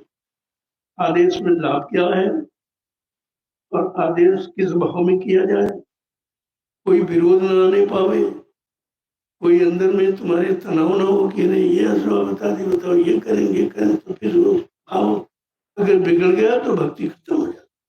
बिना भाव की भक्ति नहीं होती। तो एक दिन क्या हुआ कि वो जब सब सेवा करने लगे तो अब इनकी परीक्षा ली जाए, इतनी सेवा में तैनात है कि नहीं है। तो उस दिन सुबह से बारिश की मौज हो गई, करा दी। देखिए अब कैसे जाएगा, कहाँ से भी खिलाएगा। तो सुबह से पानी बरसना। अब बल्ला जी बैठे कि जरा खुल जाए तो कम से कम भंडारे की सेवा तो हो जाए। एक घंटा नहीं रोटी खाएंगे तो कोई बात नहीं, लेकिन भंडारे की सेवा। थोड़ा समय रह गया तो सूर्य निकला, ये बागे पर चलो एक घंटा भी निकला। उन्होंने 2 घंटे लकड़ी बीनी और सिर पर रखी तो बारिश पे शुरू हो गई। सूर्यास्त हो गया। चले आ रहे थे कि जल्दी पहुंचाए भंडारे में, जल्दी पहुंचाए, भंडारे की सेवा छूट जाएगी, भंडारे की सेवा छूट जाएगी। इसी यही मतलब गीत गाते चले आ रहे थे। तो जंगल में कुआं था, पुराना कुआं था। अंधेरे में दिखाई दिए, बेचारे उसी में गिर गए, लेकिन गड्ढा नहीं गिरने। अंदर ये था कि भंडारे की ये न छूटने पावे, तो ऐसे खड़े थे गड्ढा। तो गुरु ने देखा कि तो मालूम है कहाँ पर गिराया गया, कैसी स्थिति पैदा की गई, ये परीक्षा। अब अगर इस कह दिया जाए तो तुम भागी जाओगे। अभी मैंने ये कहा तब तो आधे भाग जाएंगे। तो हमें भीड़ बाजार नहीं लगानी है, हमको काम की बात सुननी है, काम करने वालों की तलाश करनी है, उनको सिखाना है। उनको जब ये सीख जाएंगे तो देव समाज के लिए सब कुछ कर डालेंगे। अब जब गुरु जी ने कहा भाई चलो बनना नहीं आया, बहुत टाइम हो गया, तो चलो। उन्हें तो मालूम कहाँ गिराया गया है। तो कहा रस्सा ले लो। तो रस्सा लेके गए तो आवाज लगा रहे, अरे बल्ला कहाँ है, तो बल्ला कहाँ है? वही कुएं से आवाज दे रहे, हुजूर यहाँ हूँ। अरे भाई चलो। पहुंचे तो कहा अच्छा गट्ठे हटाओ, ले रस्सा डाले, इसको बांध के। नहीं, पहले भंडारे की सेवा का गट्ठा रहेगा, बल्ला। दोनों गट्ठे जब पहले आ गए, इसके बाद आकर के गुरु के चरण पकड़ लिए। कहना हुजूर ऐसी परीक्षा मत लेना, मैं कलयुग में तुम्हारा कोई शिष्य नहीं बनेगा। तब से संतों ने परीक्षा लेना बंद कर दिया। जो कोई पढ़े नहीं तो परीक्षा टाइम देगा। कहने का मतलब ये है सेवा का कितना बड़ा महत्व है। जो काम भजन से नहीं वो सेवा से होता। अब तुम इतने आलसी हो गए हो, इतना हमने यहाँ सब तुम्हारी व्यवस्था करता जो तुम आलसी होते चले, जो व्यवस्था करते उसी में आलस आ जाता तुम्हारे में। तो यहाँ तुम बिगड़ने आए कि बनने आए। दूसरी बात, यहाँ तुमको बिगड़ने की व्यवस्था बनाएगी, तुमको सुधरने की बनाएगी। अब उसे समझने का भाई तुम ज्यादा बिगड़ गए हो कि हमारी अच्छी योजना, अच्छी व्यवस्था को तुम वो खराब दिखाए, लेकिन जो बनाने आया वो ये खराब नहीं देखेगा, वो तो वही परीक्षा लेगा ही। तो ये 6 जिले नोट कर लें। आप अपनी व्यवस्था में आएंगे, अपनी व्यवस्था अपना बनाओ खाओ, और जो कोई आ जाए तुम्हारे खिला दो। ये तुम्हारी रसोई का लाभ। अभी तुम्हारी कोई रसोई नहीं तो लाभ क्या दो। इस बात का हमेशा ध्यान रखिए।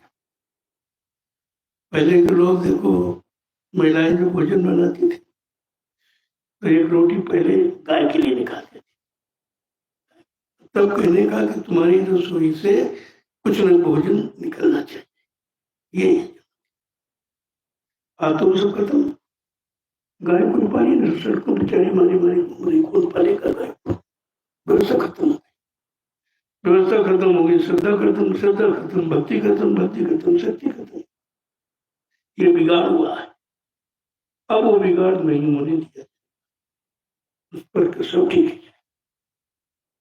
6 जिले के लोग सुन रहे हैं, इनको बता दो कि आपकी व्यवस्था बाहर वो जो पीछे बगीचा जैसे नहीं, जैसे झोपड़ियाँ बनी है, अपनाओ प्लास्टिक का, बहुत पहले से आधे 4 मीटर मुंजामा ओढ़ने, चादर बिछाने, कपड़े साथ रखो। इतने साल कहते कहते 60 वर्ष हो गए, आज तक आपने आदेश नहीं माना, तभी जबरदस्ती व्यवस्था बना कि वहां अपना बनाइए और ये बना भोजन बना। तब आपको रोटी की कदर मालूम होगी। जब ईंधन खरीदोगे, बाजार से आटा चावल दाल लाओगे और फिर जब बनाओगे तब समझ में आएगी कि रोटी की कीमत क्या है। यहाँ लोगों ने भंडारियों को परेशान कर दिया, बेचारे रो पड़ते कभी किसी दिन, बैठे रहेंगे लेकिन सहयोग नहीं। और जहाँ हुआ कि बन गया, फट से पहले थाली लेकर, ये अच्छे जिले वाले पहले ही थाली लेकर पहुंचते। इनको नहीं होश है कि हमारे यहाँ जो अन्य प्रांतों से आ रहे, हम अगर पहले खा लेंगे तो फिर इनको क्या मिलेगा। अरे खिला के खाना ये भोजन की नीति है, लेकिन इनको समझ में ऐसे नहीं आएगा। तब ये व्यवस्था एकदम बदलनी पड़ी। आए ना उसकी मैं चिंता नहीं है, तुम्हारे आने से क्या होगा। पहले आए तो क्या किया तुमने, मथुरा में इतनी बड़ी भीड़ लगा के कुछ कर पाए हो? तुम ठीक ठीक तक रुक नहीं पाए हो, तो अब तुम कौन रुक जाओगे। तुम्हारे रुकने से हमारा कोई काम नहीं होगा। जो काम करते हो अपने पिछले पाप कर्मों की अदायगी कर रहे हो, वो भी तुम्हारे काम हो रहा। हमारा तुम कौन सा काम, और कोई काम ही नहीं है। मैंने अपने लिए कोई काम बनाया नहीं है, अपने लाभ के लिए कोई चुनाव किया ही नहीं मैंने। तो ये पहली चीज भंडारा। दूसरा है, जब 10-11 बजे तक भंडारे बनाओगे तो टाइम से जगोगे, टाइम से सोओगे और टाइम से भाव करो, सब काम समझो। एक ही मेन मुद्दा है रोटी। अगर रोटी क्या नहीं, रोटी की व्यवस्था नहीं बदलती, वो किया क्या कोई नुकसान तो किया। ये अपना खाओ, अपना बनाओ, किसी का बोझ क्यों लाद रहे हो। जो कुछ थोड़ा बहुत सेवा करोगे, वजन को तुम्हारा होगा, उस पर कोई बटा ही नहीं, बटवा नहीं सकते। आपके लाभ की बात सोचिए। अब आप नहीं सोच पाते तो उसके लिए हम व्यवस्था थोड़ी बदल देंगे। इस चीज का बड़ा होता है। दूसरी बात, कोई अत्तर पत्थर यहाँ नहीं लेके आएगा। एक भंडारे में 1-1 लाख का पत्थर खराब करते। अगर यही सेवा बचे तो कम से कम 50 रुपये जमीन उसी सेवा से खरीद जो तुम खा के फेंक देते। ले जाओ। बर्तन की बात बहुत पहले से मैं कह रहा हूँ कि अपना थाली लोटा गिलास साथ में रखो, अपना बिस्तर साथ में लेके आओ। मथुरा में तो जाते थे, वहां कोई बिस्तर पड़ता था। नाश्ता बना लिया तो वहां, यहाँ तो जलपान सवेरे मिलता है, वहां कुछ नहीं था। वहां ऐसी कोई व्यवस्था थी नहीं। आदमी अपनी व्यवस्था से जाता था, रहता था। लेकिन तुम उसको नहीं समझ पाए। तुमने कहा चलो कुछ छूट कर दो भाई, तो छूट में सब लाभ छूट गया, तुम लाभ ही छूट गया। अपनी व्यवस्था में आएंगे आप, पहले आदेश हो गया आने के लिए मना नहीं, लेकिन अपनी व्यवस्था में, यहाँ की व्यवस्था। जिन लोगों ने अपनी सेवा दे करके आवास बनाया, वही लोग हैं, या उनकी इच्छाओं को न रख ले, लेकिन हमारा उसमें कुछ नहीं लिखा है। मैं उसके बारे में कुछ नहीं कहता हूँ। लेकिन ये है, जो लोग आवास बनवा रहे हैं, अपने एक आदमी रखेंगे जोड़ा से, क्योंकि झाड़ू को लगा, झाड़ू भी लगना बहुत जरूरी है। नहीं कि बनवा दिया बस रहे और फूस सब फैला करके चले गए। मैंने अभी पिछले कार्यक्रम में देखा है, इसलिए व्यवस्था बदल रहा हूँ। अपना एक आदमी रखिए हाथ,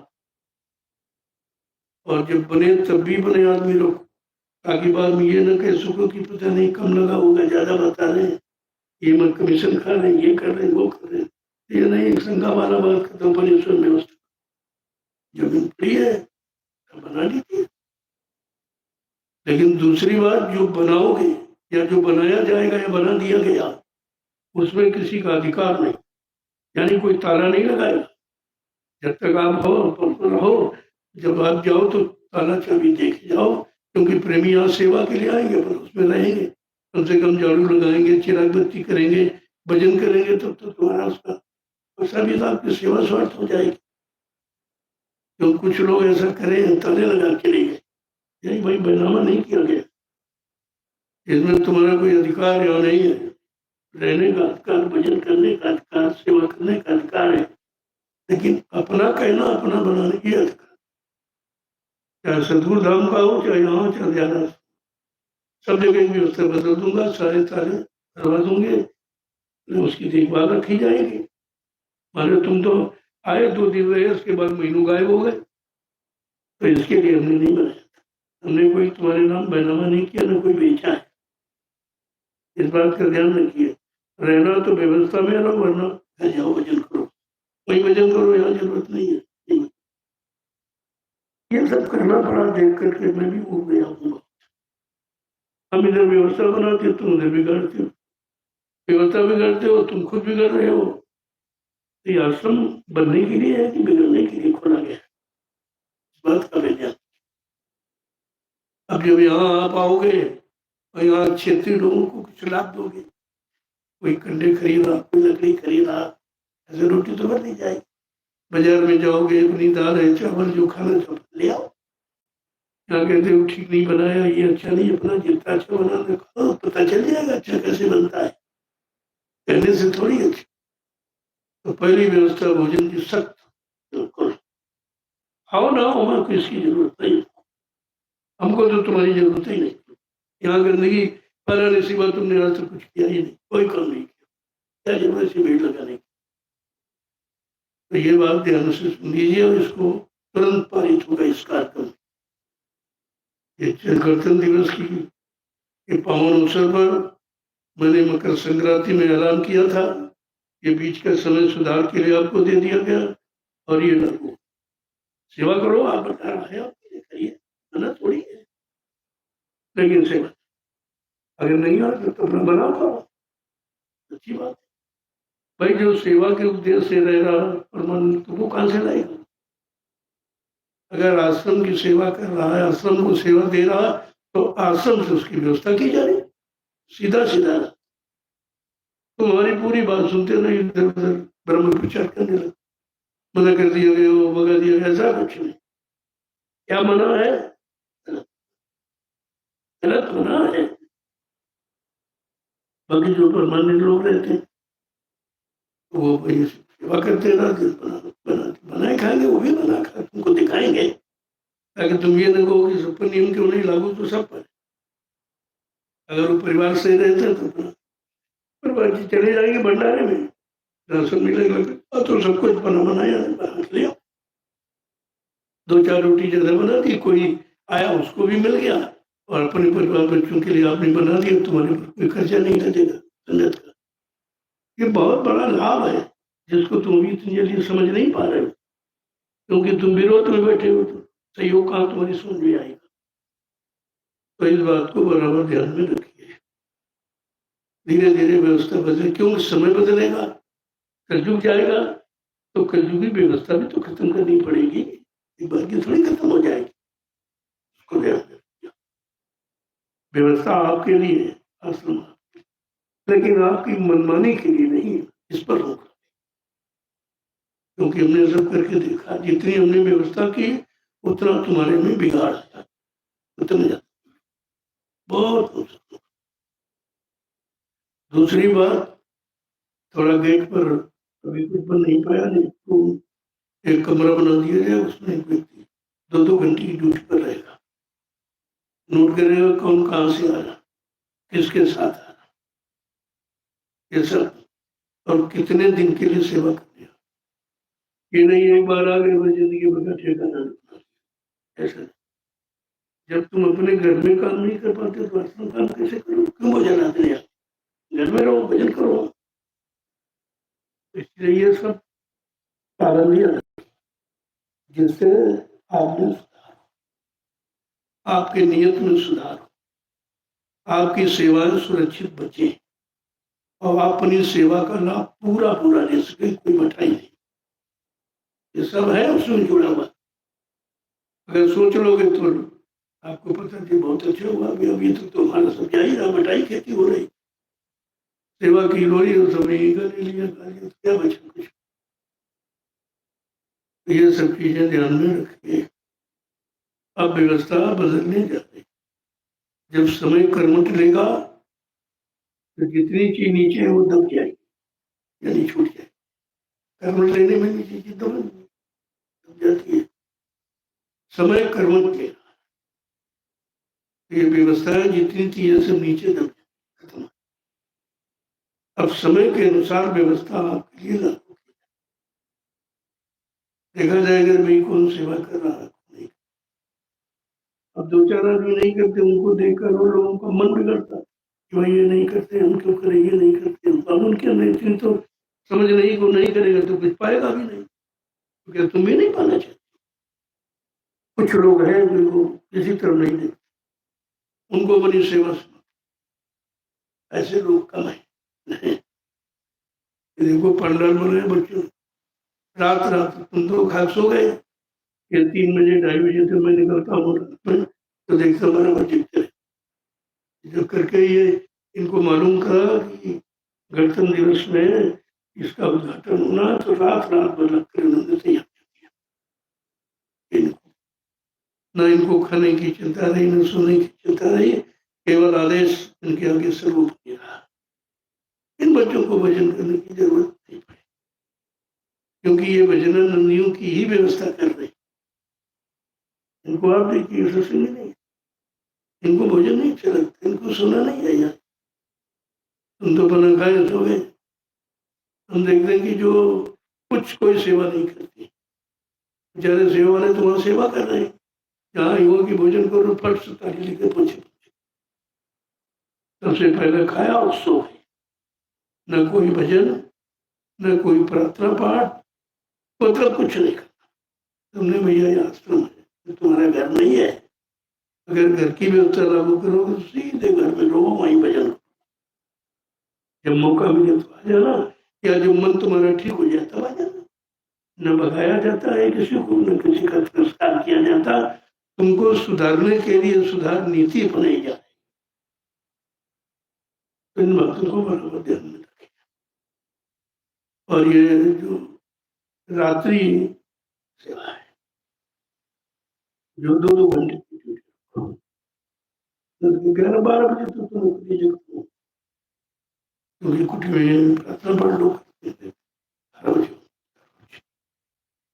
और इसके बाद आप 2-2 घंटे सेवा कर दिए, 4-4:30 बजे फिर घंटा बजे लोग कह रहे हैं। तो सेवा कोई ज्यादा नहीं है, 2 घंटे हर व्यक्ति देख सकता है। और रात्रि सेवा का फल भजन के बराबर है। ये भी तो देखो कि लाभ कितना बड़ा है। मैं बराबर टहलता से नहीं कि मैं कुछ सोता रहता हूँ, मैं रात में उठ के सब देखता हूँ। भंडारों में देखता हूँ कोई क्या भोजन बना, कितना छूट गया, कितना बेकार करते हो, कोई मतलब दोहरी नीति तो नहीं हो कि प्रेमियों के लिए कुछ, अपने के लिए कुछ बनाते करते हो, सब देखा जाता है, ऐसा नहीं है। कई बार मैंने पकड़ा भी है। एक छोटा भगवान ने कहा ये कैसे सब्जी, इसमें तेल और मसाले बहुत दिखाई देते, मतलब ये अपने लिए बनाते ना। और जो फाड़ा चारा है मिट्टी ढोने उनके लिए रुका सूखा, क्यों पाप लाद रहे हो। क्योंकि भंडारी का अर्थ कितना बड़ा होता है, सतगुरु वैद्य रसोईया, ये 3 सदगुरु के बराबर पदवी रखते हैं। भंडारी को बहुत भार साफ रहना चाहिए, खिला के खाना, और भोजन बर्बाद न हो। एक एक अन्न का दाना कितनी मेहनत से आता है। जब मैं बाहर कार्यक्रम में निकलता हूँ, 12-12 घंटे 16-16 घंटे बैठता हूँ, तब प्रेमी 10 रुपये निकाल देता, मेहनत का पैसा। और वहां जो बच गया वो आपके आश्रम आ जाता। अगर बाहर कार्यक्रम करना मैं बंद कर दूं, सारे आश्रम बंद हो जाएंगे, कोई नहीं चला पाऊंगा, एक भी आश्रम को नहीं चला। तो हम ही जब तक दौड़ते रहेंगे हमारा भी शरीर बुढ़ा हो जाएगा, तो उतनी मेहनत नहीं हो पाएगी। तुम्हें व्यवस्था बदल दूंगा तो व्यवस्था जब बदल जाएगी तो नुकसान नहीं होगा। अब उतना समय तुम नहीं दे पाएंगे कि रोज रोज दौड़ते थे, रात दिन दौड़ रहे, न रात देखा न दिन देखा, कुछ नहीं देखा गया, तब ये सब बन के तैयार हुआ।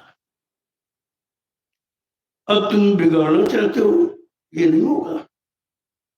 कि तुम रहो या चले, उसके भी हमें कोई परवाह नहीं। तुम्हारे रहने से यहाँ कुछ होने वाला नहीं, और न तुम कुछ कर सकते हो। जो हो रहा उसमें जुड़कर अपना लाभ ले सकते हो, कर नहीं सकते। यही समझ के लगे रहो, चलो लाभ मिल रहा, लाभ मिल रहा। जय गुरुदेव, जय गुरुदेव, जय गुरुदेव। नाम किसका, जय गुरुदेव। नाम किसका, जोर से बोलो, सब मिल बोलो, बोलना होगा अभी से बोलो। दुख दर्द हरेंगे, सब कष्ट मिटेंगे, सुख शांति भी देंगे, सबके दाता, सबके मालिक। प्रेम से बोले, ये नाम नहीं इंसान का, ये काम नहीं इंसान का। एक वो दूसरी बात ये है कि किसी को कोई सेवा नहीं देगा, वो सेवा मेरे तक नहीं आती, बीच में गए तो तुम्हारा परमात्मा नुकसान होता है। इसीलिए मैंने जय गुरुदेव आध्यात्मिक वैचारिक प्रचार समिति का गठन किया था, और भारत सरकार से उसको मानता है और रजिस्टर्ड है आपके। तो मतलब जिनको सेवा नहीं आ पाती अपनी खाते में डाल दो, या जब आते हो तो लेके आओ, या जिनको आदेशित किया जाए यहाँ से रजिस्टर देकर दस्तखत बना के किसी तिथि से ये आदेश जारी किया जाए, या इनको कितने दिन के लिए आदेशित किया जाए, ये सब लिखा होगा, ऐसे नहीं है। तो ये सेवा, क्योंकि जो सेवा ले रहे हैं जहाँ दे रहे हो वहां तुम्हारा कोई परमार्थ नहीं बनेगा। उनको परमार्थ क्या मालूम, वो कहाँ से बना देंगे, वो नहीं बना ले पहले, तुम्हारा क्या बना। अब तुम देते हो तो फिर तुम जानो, हमसे मत कहना। कोई नुकसान हो जाए तो मैं एक भी बात सुनने वाला नहीं, मैं पहले ही बता देता हूँ, क्योंकि तुम्हारी सेवा में किसी का अधिकार नहीं है। तुम्हारी सेवा में तुम्हारे परमार्थ बनने का अधिकार है, और परमार्थ हिंदुस्तान में कोई नहीं बना सकता। इसलिए किसी को मत दो ही मत, और देते हो तो फिर तुम जानो, तुम्हारा काम जाने, हमसे मत कहना। मैं पहले ही हिला दिया जाता, क्योंकि जो सेवाएं बीच में दे रहे लोग वो यहाँ तक नहीं आती, और वो तुम्हारा कुछ काम कर नहीं सकते। अब उनको थोड़ी भूल है, नहीं तो लाद रहे वो भी, उनको भी कई हजारों जनों भी लेने पड़ेंगे। ऐसे नहीं दाए हुए पराई कमाई के नौनों उंगल दांत, भजन करे तो उबरे, नहीं तो फारे हाथ। ये सिद्धांत है, उनके लिए भी भले की बात है, मानने तो नहीं मानो भाई, तो जानो, तुम्हारा काम जाने। हमारा काम था वो हमने बता दिया। सेवा के बारे में से ध्यान रखिए, बहुत सेवाएं इधर उधर लोगों ने, कोई कह राम आश्रम बना रहे हमने, किसके लिए? तुम्हारे आश्रम से सतयुग आ जाएगा, तुम्हारे आश्रम में हिंदुस्तान के लोग आएंगे, तुम किसी का लाभ अपने आश्रम से दे सकते हो? केवल अपने निजी स्वार्थ के लिए। इन बेचारों को नहीं पता कितनी बड़ी भूल कर रहे हो, इसका कितने वर्षों में कितने जन्म लेकर तुमको खामियाजा भोगना पड़ेगा। तो मैं हर तरफ से आपके लिए हित की बात, हमको तो चाहिए नहीं, जब हम नहीं ले रहे तो दूसरे को देकर तुम कौन सा अपना काम उनसे करवा लोगे? उन्हें तो काम करना मालूम ही नहीं है। जब यहाँ नहीं मांगा जा रहा तो किसी नहीं मांगते कभी। जो आप देते हो तुम्हारे सामने लगी हुई है, चलो आप, इतनी व्यवस्था हो गई, और धीरे धीरे व्यवस्था बढ़ती जा रही, क्योंकि परिवार बड़ा है, परिवार भी जागरूक हो रहा, धीरे धीरे जाग रहा। कितने लोग थे, कितने हो गए, आपके सामने देख लीजिए। तो एक एक बात को अपनी एक दैनिक डायरी में नोट कर लो कि हमें क्या करना है, कैसे करना। जो मनमानी करते हो अपना काम करें। ऐसे काल के जीवों से आप होशियार नहीं है, दयाल का कोई जीव नहीं इसमें। जो दयाल के नियमों के अलग है, अपनी स्वार्थपरता में एकदम बिना हुआ वो काल कर। पहले भी आपसे कहा कि जो नहीं माने हुकुम हमारा उनको मन को काल समारा। जो मेरे हुकुम आदेश को नहीं मानता है, अपनी मनमानी करता है और जीवों को भटकाता भ्रमित करता है, का बच्चा काल के जीवन से बहुत होशियार है। ये पहले से आपको समझाया जा रहा है। तो ये चीज बराबर ध्यान में रखिए। आश्रम आपका है, जैसे अपने घर में अपने घर की सफाई, अपने घर की मर्यादा आप बराबर रखते हो, वैसे आश्रम तुम्हारा इसकी मर्यादा रखो। हम मर्यादा की बात ही करते हैं और कोई बात नहीं। ये आपके लिए अच्छा रहेगा। सर्वप्रथम भंडारों पर एकदम कसौटी है। भंडार जो है वो बाहर से लोग आ रहे हैं, सेवादार टोलियों में आ रहे हैं सेवा उनके लिए, लेकिन ये 6 जिलों के लोग ये प्रवेश नहीं पाएंगे। बहुत सख्त में हुआ उनके लिए। ये 6 जिलों के लोग में अंदर प्रवेश ही नहीं लेने, क्योंकि ये घर से सारे दिन काम करते। सीतापुर के बाद बता रहा हूँ कि सारे दिन काम करते हो, शाम को आए चलो सबको धाम में भंडारा तो आई रोटी खाए, वहां आए रोटी खाए। कल हम तो ज्ञान आश्रम के लिए आए, सब यहाँ आएंगे, यहाँ बना खाना रोटी खाए, सेवा कुछ नहीं, रोटी खाई। कल हम तो अब जरा सबको धाम।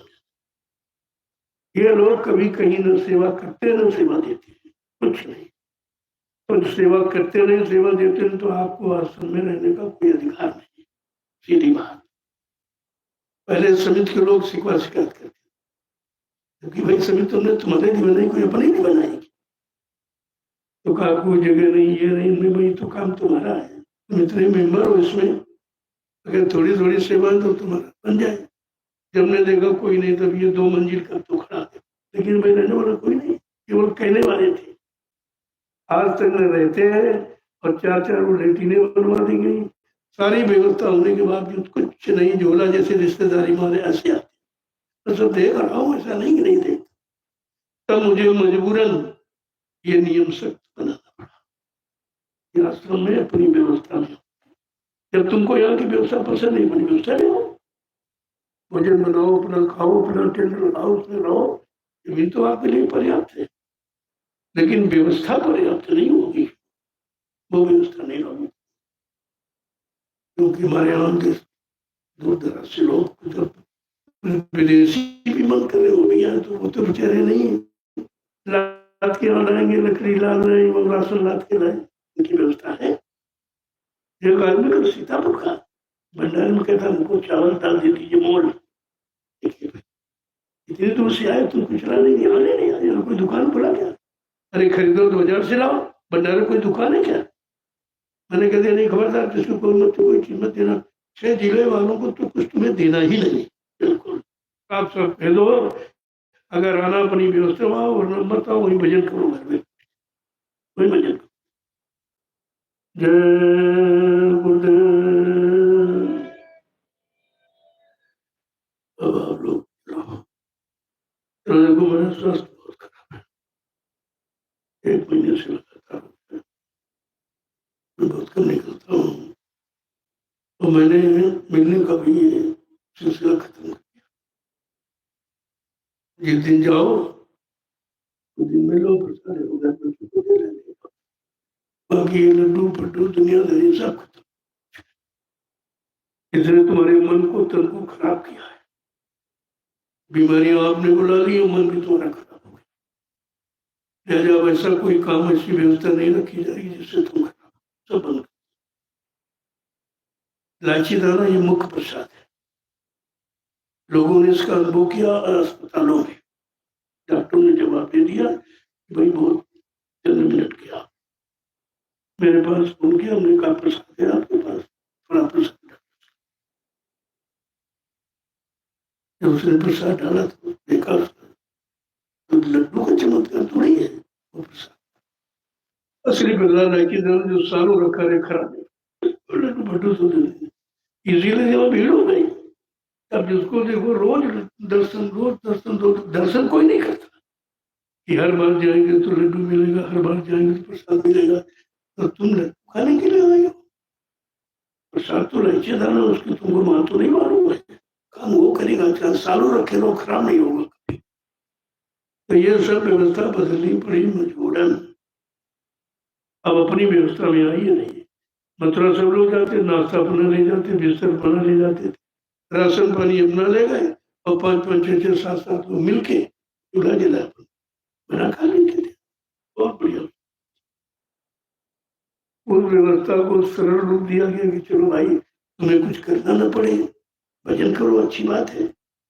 अब तुमको ना तो राशन बाजार से लाना, ना ईंधन लाना, ना ये कि है कि नहीं है, बनेगा कब बने, कोई मतलब नहीं। लेकिन भजन कोई नहीं करता। जिसके लिए हमने व्यवस्था बनाई हो तो कोई करता ही नहीं। तो व्यवस्था वो उसके लिए नहीं है, बिगड़ने के लिए। मैंने बंद भंडारे पर पहले नहीं डालूंगा। अब भंडारे पर जब वितरण होगा तो मैं रहूंगा, नहीं मनमानी से कोई कुछ करे। एक बार बन जाए व्यवस्था फिर ठीक से। इसका बराबर ध्यान रखिए और सब लोगों को सूचना दे दो। अगर आना तो अपनी व्यवस्था में आना, वरना घर में भजन करो, यहाँ तुम्हारी जरूरत नहीं है। हमें कोई लालच नहीं है। हमने मैंने लालच के लिए ये वजह लगाया है। ये तो लोगों के सुधार के लिए है, लोगों के भजन कराने के लिए है, लोगों को सेवा से अपने पाप कर्मों में अदायगी कराने की हमारी योजना। तो ये मनमानी में बिगड़ गए और अभी कुछ नहीं करते। आते हैं और सेवा देना देते हैं और देने में भी रोक लगाते, प्रेमियों को देने नहीं देते। अपने यहाँ कहते हमको दो, उनसे बोलियो तुम क्या करो, इसका परमात्मा ना दो, तुम पहले अपने कर्मों की अदायगी कर लो। जो लादे बैठे हो तमाम जन्मों का, पहले वही लादे अलग कर लो, तो इनका भी लाद लोगे। लेकिन स्वार्थियों के अंदर परमात्मा का भाव ही खत्म, तो ये मजबूरन करना पड़ा।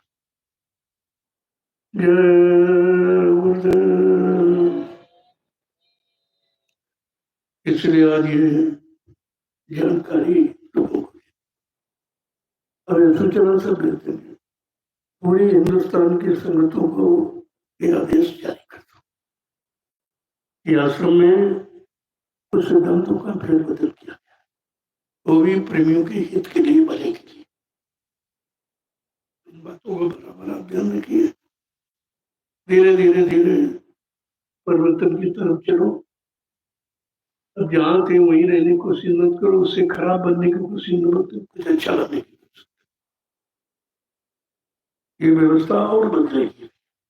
अभी तो शुरुआत है। धीरे धीरे धीरे धीरे जब समय युग बदलेगा तो तुम्हारी व्यवस्था भी बदल जाएगी, तुम्हारे विचार भी बदल जाएंगे, तुम्हारी सेवाएं भी बदल जाएंगी, सब होगा।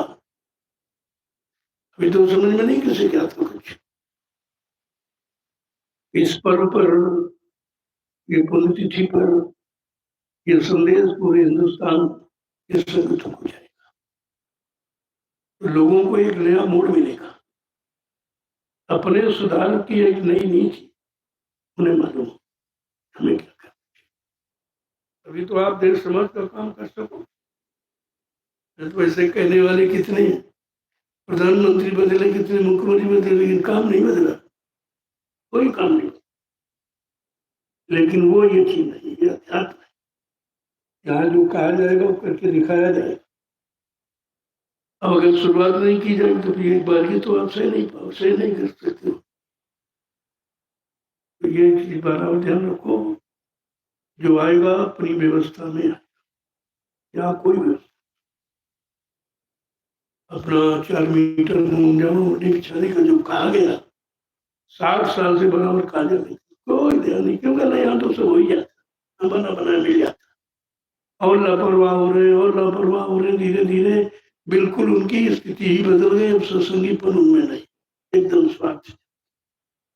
एक तो स्वयं भ्रमित है और प्रेमियों को भ्रमित कर रहे हैं। सेवा का विसर्जन के किसी को कोई, जब मैं नहीं मानता तो किसी को क्यों देते तुम? मैं तो मानता नहीं हूँ। स्वेच्छा से देते हो, तुम्हारे सामने लगा हुआ। क्या जिनको दे रहे हैं उन्होंने कोई ऐसी जगह बनाई है जहाँ हिंदुस्तान के प्रेमी जाएंगे? भंडारे के लिए सेवा अलग इकट्ठी कर, तो यहाँ भंडारा कभी नहीं, कभी भी नहीं। अगर लाते हैं तो पीछे लगाते जहाँ कोई खाने नहीं जाएगा, फट से बेच दिया कर देंगे और लाता। और पाप का बोझा बढ़ा रहे हैं। उनकी समझ में नहीं आ रहा तो कुछ ना कुछ कहना पड़ेगा, नहीं कहेंगे हमको बताया को नहीं था, तो ये कोई नहीं कर सकता। और प्रसारण चंद्र का जो भारतीयता का है वो तो मैंने कई दिनों भी किसी ने नहीं कहा था। अब धीरे धीरे सब इस पर विचार करने लगे कि भाई भारत देश है, तो भारत शब्द तीर्थ तो भारतीयता तो लागू नहीं ही चाहिए। और जब तक भारतीयता लागू नहीं तो भारत देश की गौरव गरिमा नहीं होगी। ये सब नकल की है, सब नकल करते हैं विदेशों की, इसीलिए परेशान है। जिस बात से विदेशी परेशान उसी से तुम परेशान हो जाओ। तुम्हारी नीति है तो वही गंदे खान पान अपनाना, वही तुम्हारा है। स्वार्थ की नीति है बनाना, वही तुम्हारा काम है। अपने निजी मान सम्मान के लिए दौड़ा करना, जनता की भलाई के लिए कोई दौड़ा नहीं करता। उनके लिए कोई कानून नहीं बनाएगा आज तक। प्रेमियों का भला कैसे होगा? विकास करेंगे तो ऐसी जगह जहाँ कुछ होना नहीं है। ऊसर बरसर तृण नहीं जमा। अगर ऊसर में बरसात की जाए अनाज के दाना को तो उसमें फसल होगी। ये ऊसर ही तो है। कोई पानी में बो रहा है, कोई कहीं जहाँ कुछ नहीं पत्थर में बो रहा है, कोई कागज में बो रहा है, जहाँ कभी फसल होनी ही नहीं, फसल होने का सवाल ही नहीं है। लेकिन नहीं समझ में आ रहा, इतने स्वार्थ में इतने डूब गए हैं, इनको अच्छा बुरा दिखाई ही नहीं देता।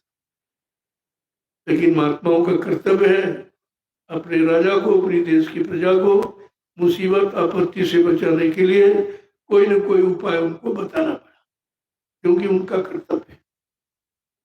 जय गुरुदेव।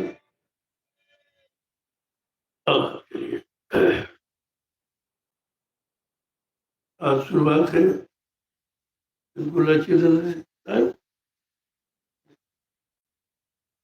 आज मिलेगा और आखिरी दिन। तो कुछ लोग आए हैं उनको नहीं मिला, और जब कुछ जाएंगे तो अपना घर लेके चले बाल बच्चों के लिए। सबका लाभ देखा जाता। लड्डू तो मिला, रोज खा गए, बच्चे रह गए बेचारे उसे। अब तुमको अपने बच्चे भी नहीं दिखाई दे रहे, तो इससे बड़ा यानी स्वार्थी होगा कौन?